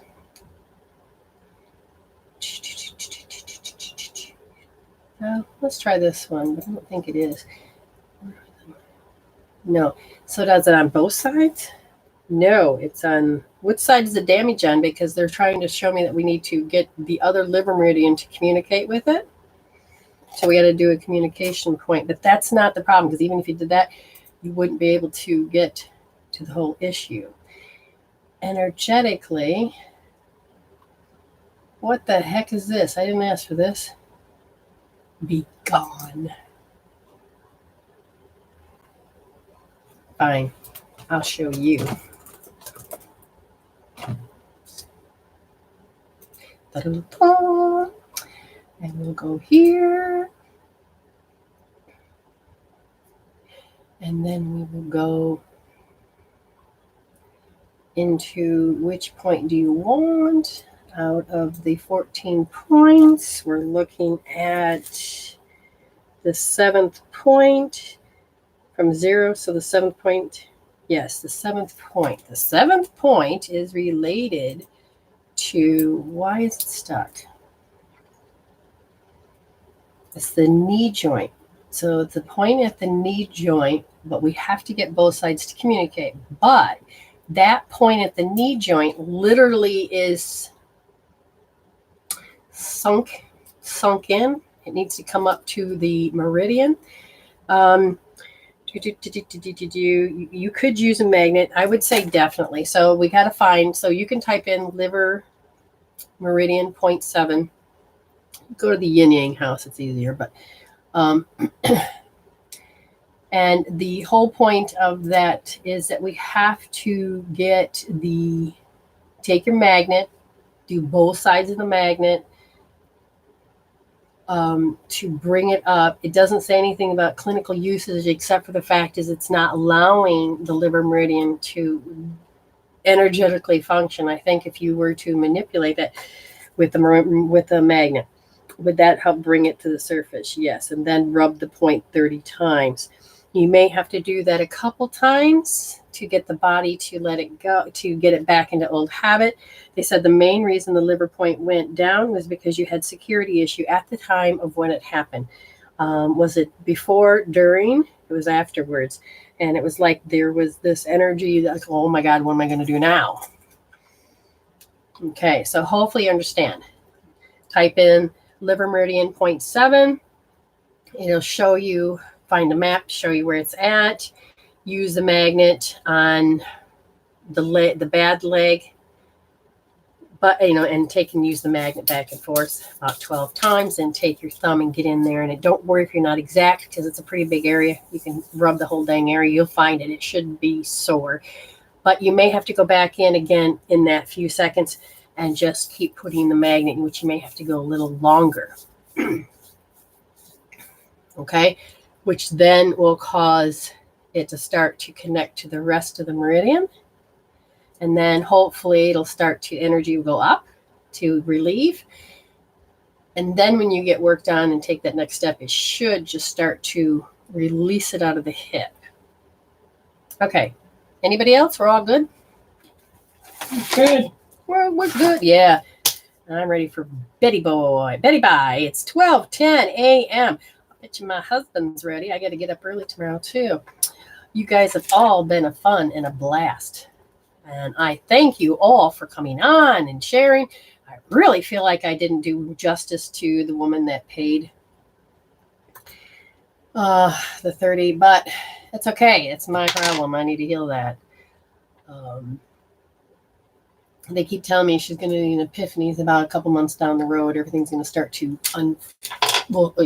come up and fold. And you're like, oh, now I see it, which is a good thing. That's what we want. Of course, I can't say goodbye until I see the screen, right? And what do we always say, Amy?